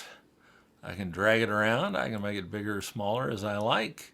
I can change the, I can edit it. I can change the color, save it, and so on. So I can illustrate a piece of software, Jamboard being one instance of that. And yet here you're still seeing me as well. So, and I can even interact with this in real time. So I can point at the sticky note here and things like that. Especially if I make myself a little bigger, which I can do in OBS. But yeah, so you just create a scene in which you had a screen capture source loaded into the screen, and then you just bring Jamboard or any other piece of software or website or whatever that you wanted to share with your attendees onto that screen, and they'll automatically see it. And if you have chroma keys, if you say have a composited scene set up where you have yourself and the display capture on the screen at the same time, and you have a green screen, and you have used the chroma key filter, you can do what I'm doing right now, where you float over top of that screen. And yet, So I'm assuming that Kathy's saying that she has Jamboard where all the students are signed in, right? Right. So I and give them a because link. go ahead, Kathy. So I would give them a link so that they can also create little sticky notes or write on it as well. So that's why I wanted to know, does that go as a scene, or is that the display because it's interactive? If you wanted to show them what you were seeing, you'd create a scene with a display capture source in it for one of your monitors. Okay. So let's go back to OBS. But And as you do that, Dave, I think what I think I hear Kathy saying is that if you use that already and you have on one of your screens Jamboard that's interactive, so that you and I and Dave are interacting on that whiteboard, that's just going to be a source. So I think is what Dave is going to set up for us. Yes, a source. That's the Yeah. part. So I so think the simple answer to your question is yes, and he's going to show us how to do that. right, you just go to scenes, the scenes box, and you're seeing that. Yeah, ignore the stuff up above. It's all that repetition there. This is why you don't generally share OBS using OBS, but you can make it work. So I can add a scene, and let's say I'm gonna we'll call this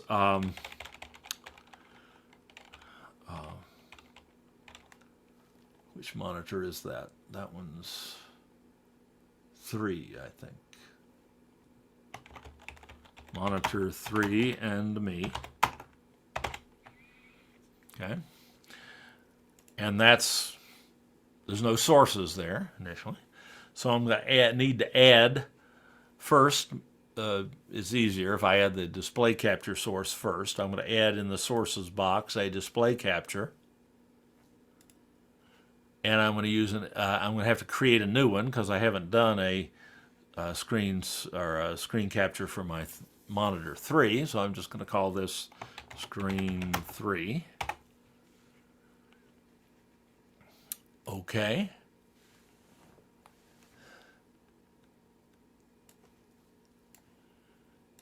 And I'm going to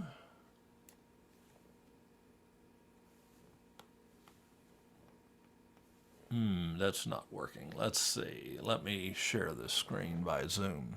Could I explain what I think? All right. So go ahead. Like, for instance, I would give a list of all the, I teach public speaking. So I give a list of all the students who are speaking that day. So that would be a scene. So like on a board, it would be like the list of their names. And then I have to have 2 students who are going to ask them questions, but they volunteer who they want to ask questions of. So I would give them the link to that Jamboard where the Right. scene is, But and then they that's would all. post it. That's all done outside of OBS. That's done in Jamboard. What OBS allows you to do is show your students what you are seeing. You wouldn't have to use OBS at all to do that because that you can do within Jamboard. Oh, okay. Okay, you know you can share your Jamboard with your students and give them the link, and they can come in, and they will see the Jamboard, and you'll all automatically share that Jamboard together. But that Oh, has, if I was demonstrating how to do Jamboard, then that would work. that's right. If you're showing them how to use Jamboard, that's where Okay. OBS would come in handy. All right. I was just I would overthinking it. Well, it's hard to draw the distinction between where OBS ends and whatever you're trying to show your students begins. But let's see, that's not the right one. That's not display 3. It's display 2, isn't it? No, display 1. No. Oh, I don't have. Second, I'll figure this out in a moment. The trick is figuring out which screen is which.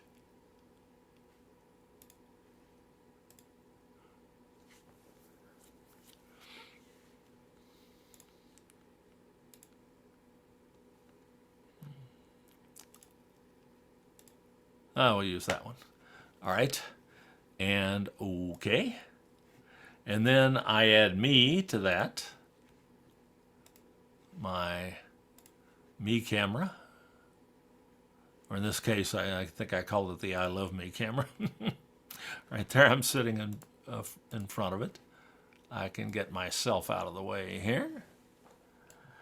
And I can put onto that monitor, I can drag Jamboard over onto that monitor. And now I've created a scene where I have me and I have Jamboard. And I can show the students how to work Jamboard, how to draw, how to erase, how to add sticky notes, how to add images and all that stuff you can do with Jamboard and draw boxes and so on and all that Jamboard stuff. I can show them how to do that, but in order to have an interactive Jamboard session with them, all I need is Jamboard. I don't need OBS. But OBS you would use to show them how to do this in Jamboard the first time, if that makes sense. That makes sense now. Okay, good. Thanks. I have another meeting to go to. You're awesome as Yeah, always. it is Nice that to see you, time. Rick. Thanks so much for coming. All right. And let's see, that's Kathy. Nona, do you have any questions you'd like? Yes, yes, Good. I have a bunch. That's why I waited. Okay, go for it. Okay. All give me yours. just- Okay, so I have updated my Zoom client, Good. and ever since then, my students are telling me that when I annotate in Zoom, Right. that the typing is delayed, so they cannot see what I'm typing, but they see the result after I'm done. That would be normal. That's normal? That's normal. Yeah, let me try that here. It wasn't like that before, though. Let's see. So let me get to a. So when you click on annotate and you click on T, Yeah, it's you would it normally. gives you a little box, if and you were then you adding a start text- typing. Yeah, if you were adding a text object to annotation to your screen that you shared in Zoom, that's exactly what should happen. I think let's try that. I'm going to share one of my monitors here. Let me share that one since it's simple. Okay, now you're seeing one of my screens. Yep. And let me just put something on there like a PowerPoint slide. Okay, so I'm sharing that screen. You're seeing that Mhm. screen. And if I want to annotate this, I've got Yeah, my share toolbar up here. right. You can see. So I'll go to annotate. Select text. And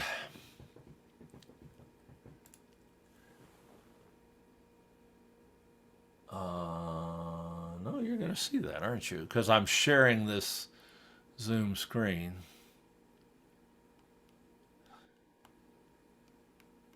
Yeah, Are you typing?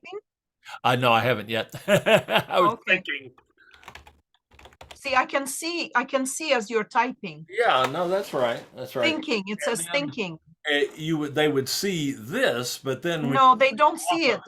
They don't see it until I'm done. hmm. So I thought maybe I messed something up with my No, you haven't messed a thing up. Because you're annotations. seeing all this, right? Do you want to see what I'm talking about? Yeah, why don't you share your screen? Yeah. That's a great idea. Let me kill this screen share and let's Okay. see what's happening there. Just a sec. And oh, no, I didn't want to do that. Sorry. I just about ended the Zoom meeting. Sorry about that. I want to kill the screen share. There we go. Okay. Now go ahead and share your screen. Okay. One moment. And For example, there you go.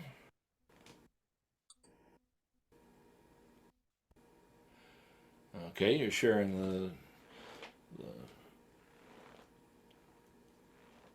canvas. Okay.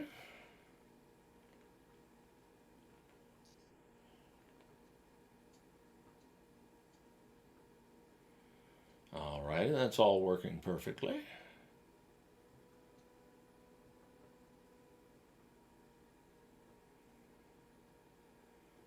So I'm seeing you navigate your module 1A there.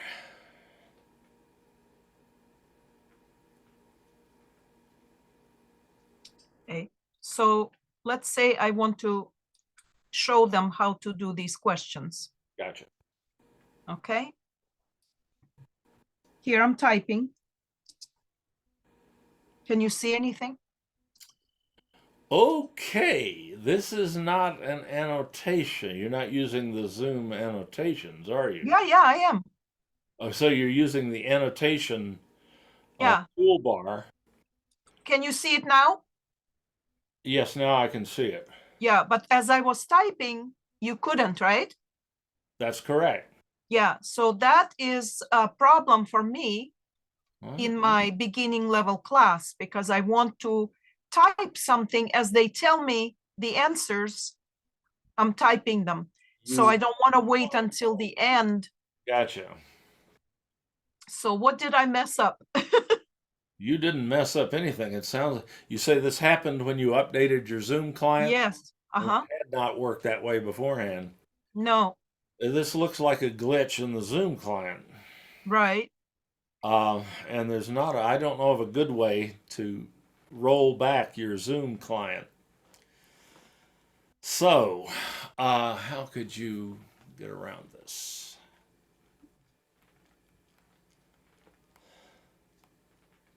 The only thing that I did, Dave, is I tried to explore um, Huh, Zoom apps.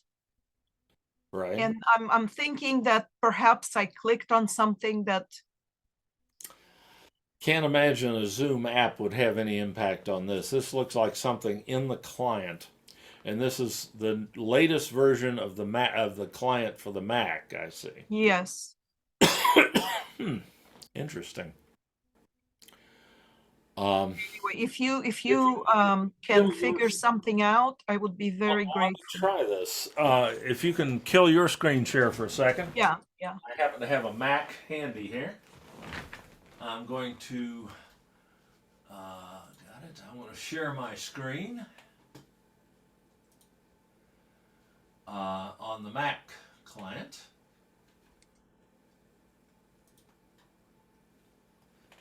Okay, you're seeing my Mac desktop there. And let me pull up Chrome here.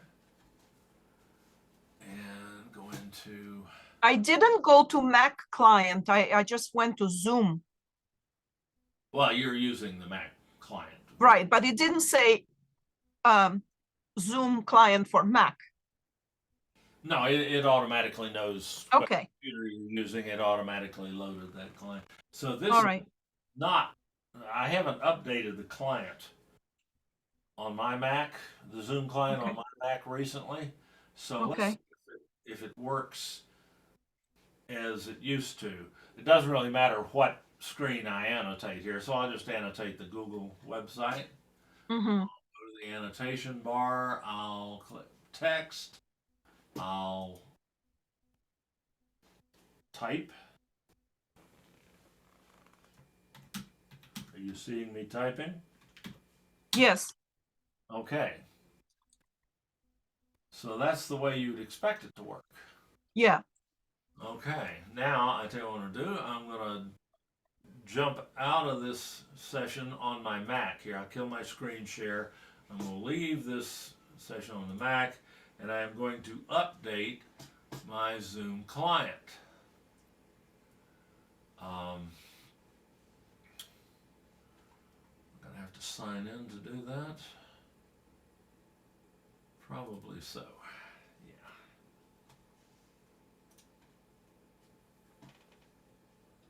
You're not seeing this. I'm signing in. No, I know. I'll be back in a minute. Sure, no problem. Right there it is. Now I'm going to update that client. Force an update.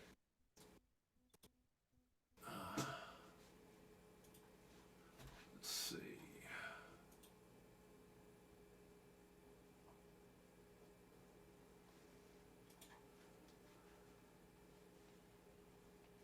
Okay, it's updating right now.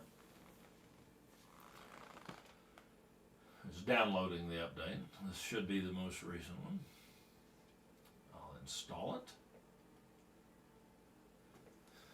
Then I'll rejoin this meeting and we'll see if it does the same thing. Mm-hmm. Okay, updated. Join the meeting again. I don't want audio or video. Join the meeting. Okay, I'm back in the meeting. And I'm going to share my Zoom screen. Bingo. And I'm going to pull up Google. Wouldn't matter what website I'm in, okay? I don't care. I'll full screen that just for the heck of it. Okay, you're seeing my Yes. screen now. Now let's try. I'm going to go to the annotation toolbar. I'll just tell you what I'm doing. You'll see it. I'll go to text and start that. And are you seeing? I can see it. Okay, and I'm using the most recent. Yeah. So I don't know what to do. That's not, and I saw that not work for you. Yeah.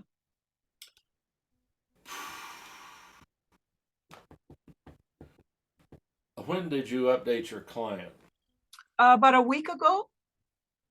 Okay, I'm going to suggest that you update yet again. Okay.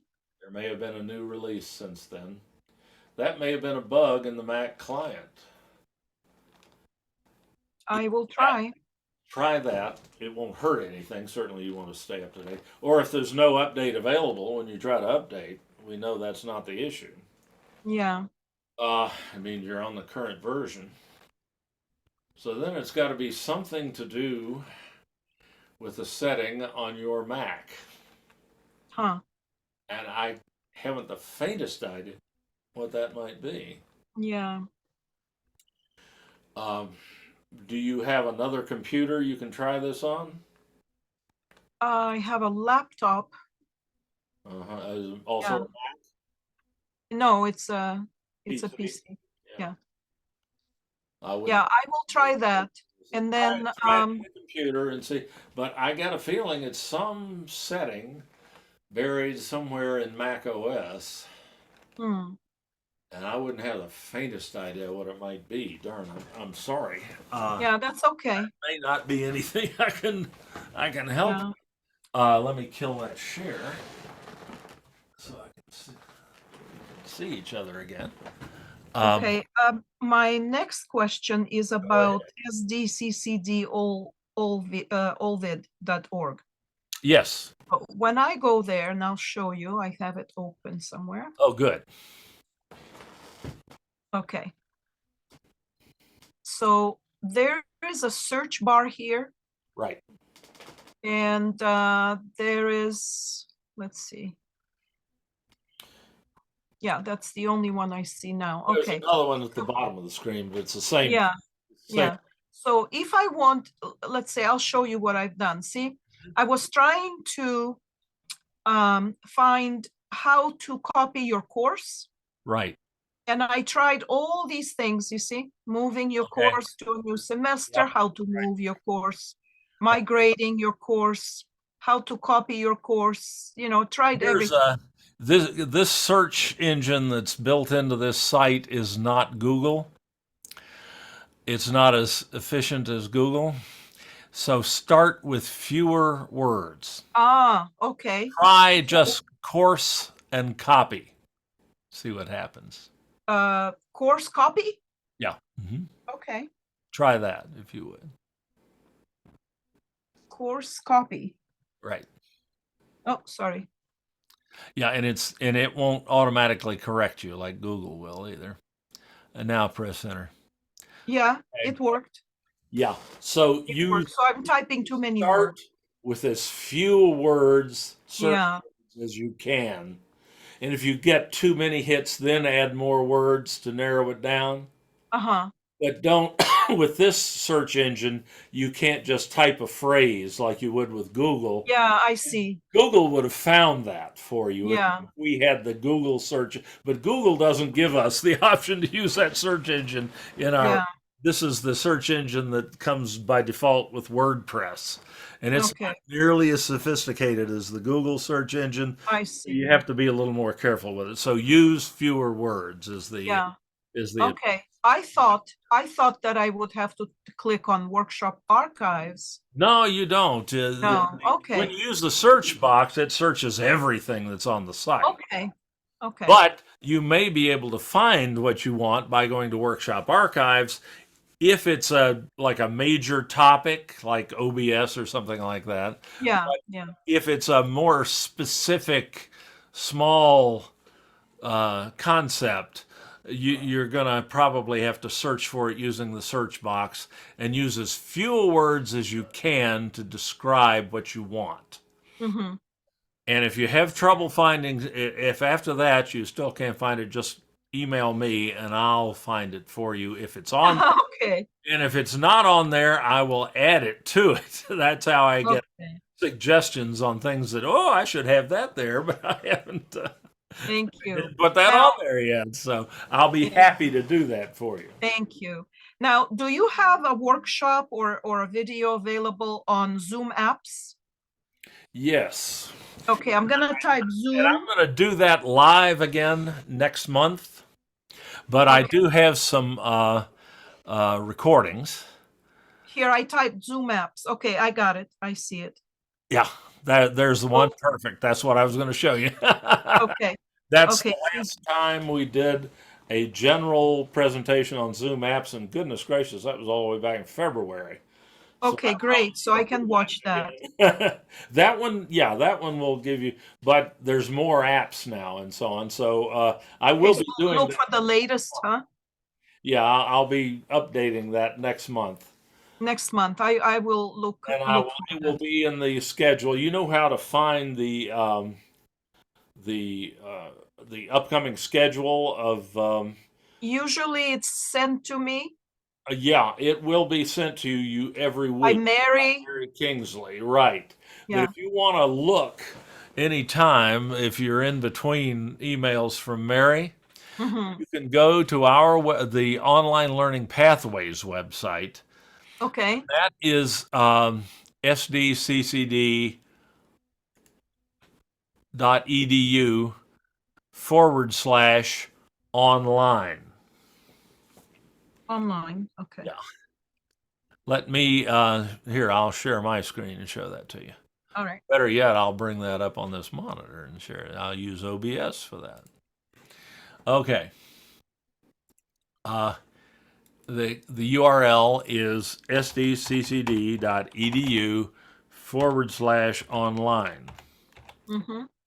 That takes you to the Online Learning Pathways site, Mm-hmm. and then go to the faculty Okay. resources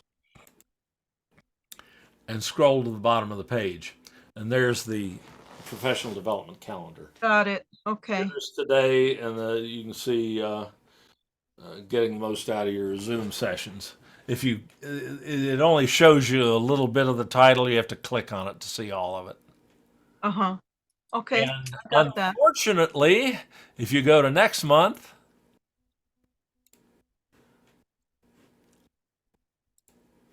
What time is this is it scheduled for? I don't have it scheduled. That's the Oh, point. okay. Problem. If you go to November using the Yeah. arrows here, there's nothing there yet. Well, there's one thing, but that's one that I'm not doing. That's something else that Microsoft Okay. is doing. But within the next day or two, that will be populated with the professional development sessions I'm going to be doing for the next month. I'm a little behind in getting those on there. Sorry about that. Yeah. It's just I teach a class from 9 to 11, and when you start your workshop at 10, I'm not able to join until On my Friday. class is finished. Yeah. I tell you what, since you're especially interested in the Zoom apps, how about sending me an email with a day and a time, just a general. Oh, no. I can, no, No, it's seriously, okay. I got to put them somewhere, and I do them at different times of the day and different days to make it as possible for as many people as possible to attend. But since you specifically requested this one, I'd be more than happy to put it at some time Okay. and on a day that you can attend. Okay. You're not committed to attend, but it's Okay. just one time's as good as another. So if you'll let me So know, if I send you this would, email, you won't think I'm weird. I wouldn't think you were. I did that for somebody else this morning on another one. So Okay. I asked that person to suggest a time for me. If you'll do that, I'll put it at a time when you at least could attend if you choose to. All right? Okay. Thank you. I appreciate that. My pleasure. One more question. Go for it. Alternative text. Yes. Once you have added an image and you missed your opportunity to add alternative text, is Right. there a way to go back and redo it? Absolutely. Are you talking about doing this in Canvas? Yeah. Okay. Yes, absolutely. Let me pull up Canvas here.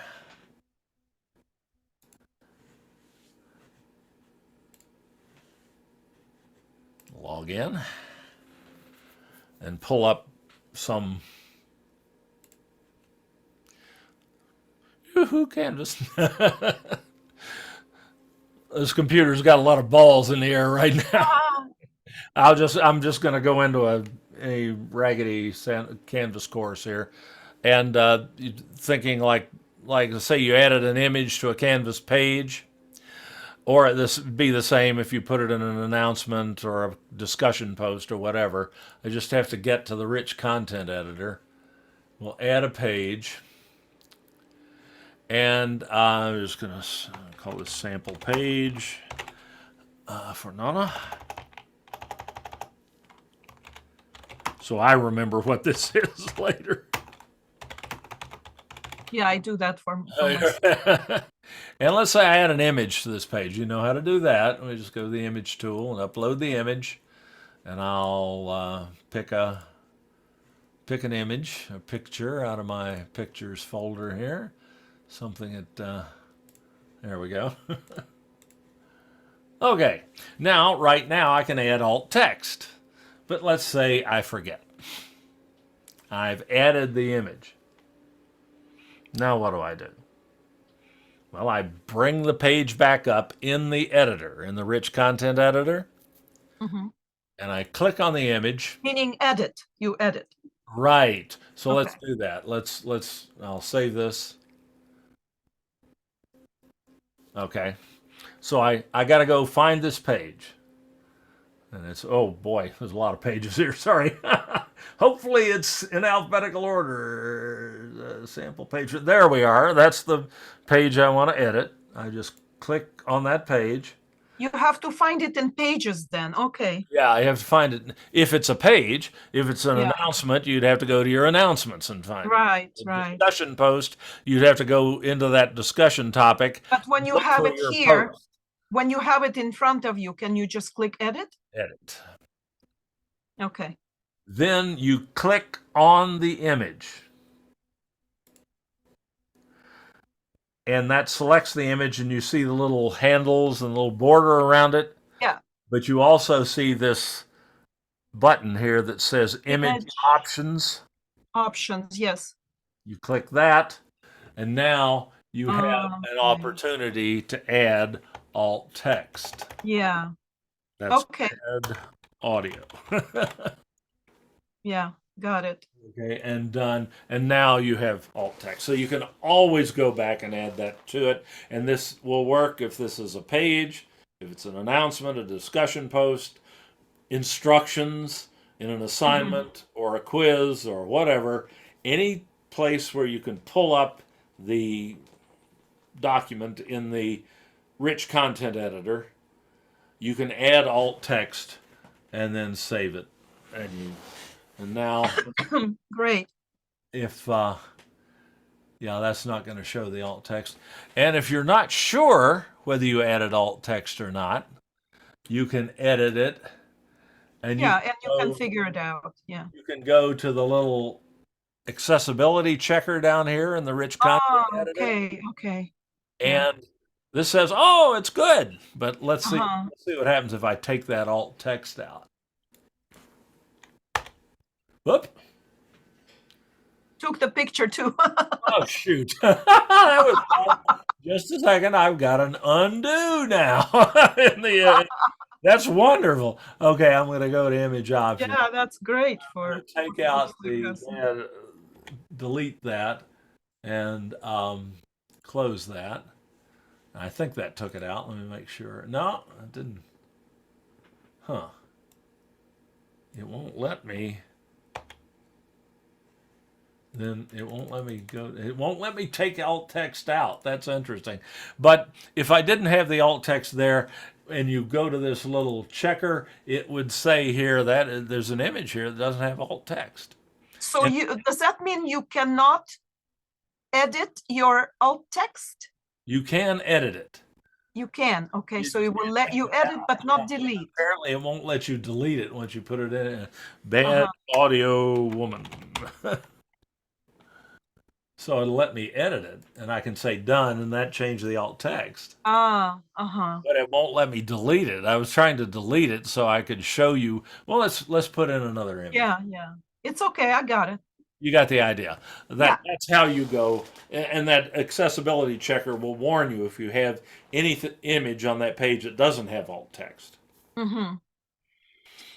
Okay. And there's actually a better accessibility checker right here called Pope Tech. So you've got two accessibility checkers. Oh, I didn't know that. The rich content editor now. The Pope Tech one, I'd probably try this one, the one that comes with the editor first. But Pope Tech is more extensive in what it checks. So you might use this one first. Yeah. And then the Pope Tech after you after you fix the stuff that this one finds. Pope Tech may find things that this one didn't. But alt text is something that any accessibility checker will find because it's probably the most basic accessibility problem that you find anywhere, and it just stops if you don't have alt text. It stops a blind student in their tracks. So it's really important. Okay, great question. Yeah, thank you. Glad to So see someone concerned about that. yeah, if I want to see what's new on Zoom or Canvas, is there a video? Do you know the name of the video so I don't type the wrong Like name, or do I just click new Zoom or what? features. New features in Zoom, Oh yeah. boy. Um, we don't keep up with that to the extent that Okay. we like to. There are some new features, videos on our on-demand site, new features in Zoom, new features in Yeah, Canvas. that's what I'm asking They're about. mostly quite elderly, so they're probably not going to be showing you the latest stuff. Uh-huh. Because What about Canvas? Like Canvas has some new things in it, like Office 365 and some other things. Do you cover that? we cover that, but I've covered Office 365 specifically, but you'd have to search for Office 365 or Office 365 and Canvas, and it would show you those Okay. that I've done So recently. you have to be specific. But if you just do new features in Canvas, you'll get some hits. Uh-huh. But if they're more than 6 months old or so, it's probably not new anymore. And I Yeah. have not done that particular seminar lately. Mm-hmm. It occurs to me, it may have been quite some time, nor have I done that for Zoom. Yeah. So there are a That's few things. I Yeah. will try. I think maybe I need to put a specific one. It's just that things haven't changed that much in the last little while, except for Office 365. And I have done a number of seminars on Office 365 and Uh-huh. Microsoft. The IT is offering seminars by Microsoft, by somebody at Microsoft who really knows what they're doing on a Mm-hmm. periodic basis. And those will show up in that calendar that I showed you. But Yeah, it's just when when I miss a workshop with someone else, I usually come to you to see if you maybe covered it. well, I tell you what, yeah, you can search for, like, if there's a specific topic you're looking for, like Office 365, you can search for that and you'll find some stuff on that. Yeah. But Okay. you can also try just new features Zoom, new features Canvas, and there'll be Mhm. some older uh, things there. But what you might do is just send me an email. There still might be something in there that's new to you. Yeah. But if there's something that you don't see there that you'd like more information on, or if you think there might be something newer than that, just send me an email and say, Dave, is there something in Canvas that's newer than what was covered in the most recent new features Hmm. seminar in Canvas on the Open On Demand site? And I can go back and look at that one and see what I covered in that one and see if I know of anything that's newer, and I'll be happy to send you some information on that. But Okay. I think it's about time I do that seminar again, at Mhm. least so that I can include the Office 365 stuff. Yeah. That's a good point. Okay, I made a note of that here Okay. because I'm Thank building my you. schedule for next semester or next month right now, and I need some good ideas, and that might just be one that I want to do. So Okay. If I come up with any more ideas, I'll I'm send you an email. always delighted to hear suggestions on Yeah. topics that you'd like to see covered in these professional development seminars. Because I'm always looking for new ideas. There's some that I do over and over again, like the one we did today, but I'm always looking for new ideas, and I really appreciate that because Okay. otherwise I just have to come up with something off the top of my head. Yeah. Yeah. That's right. I may be Has the only one anyone, interested in it. yeah. Has anyone else asked you about on-demand videos? Has anyone else had trouble searching for Searching. what? I think that's probably the first time I've heard that recently, but certainly that's come up before. Okay. And I do have a on the Open On Demand site. I have, let me see, I've got that open here somewhere. A video? Yeah. Whoop. That's not it.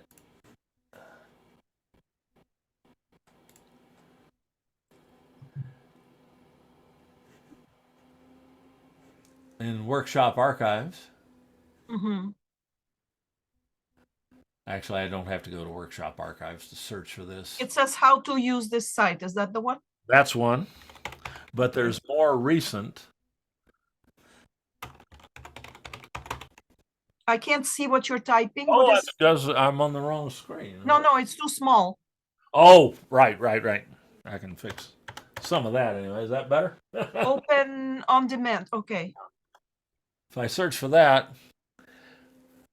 here we go from March of 2021.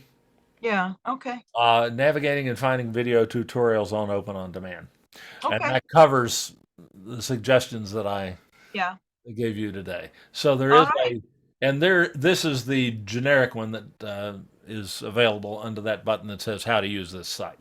Mm-hmm. And here's one Okay. that's a little, that's interesting. This one's actually a little bit more recent. Get EdTech help online. I titled it differently and noticed it did come up, but this is also how to use Open on Demand. Mm-hmm. And this was a Yeah. 2-hour one, I think. Right. It was a That's 1 hour. okay. That's okay. I only watch what I need, so you know. Okay. Anyway, that you may find something, but again, to find this sort of stuff, you have to use a minimum number of words. Of words. Yeah. You probably Okay. have gotten away with just typing open and pressing enter, and well, then you get too much stuff. Yeah. So Yeah. now you go and you add another word like on demand, Mm-hmm. and then and each word narrows things more. And that's Yeah. a general search strategy in Google or anything else. But it's Okay. especially important here because this search engine is just not as smart as Google. Yeah. Afford Google. They charge to add that to your website. So Yeah. I haven't had to search for much because I usually watch your recent, your most recent ones. yeah, But in this case, I just forgot, because you do this once every semester, right. at the end of the semester. And so I forgot, I Well, needed we a certainly refresher. want you to be able to find stuff there, and that search strategy will help. Yeah, now I know what to do. If you try that and it doesn't work, just let me know please just email me. I Let me know will. what you're looking for, and that will also help me go in and fix that so that the next person So other people will can, find yeah, it. So I will appreciate it if you do that. Okay. sure. Thank you All so right. much, Dave. Great questions, Have Norm. a great weekend. You too. See you soon. Okay, bye. Bye bye.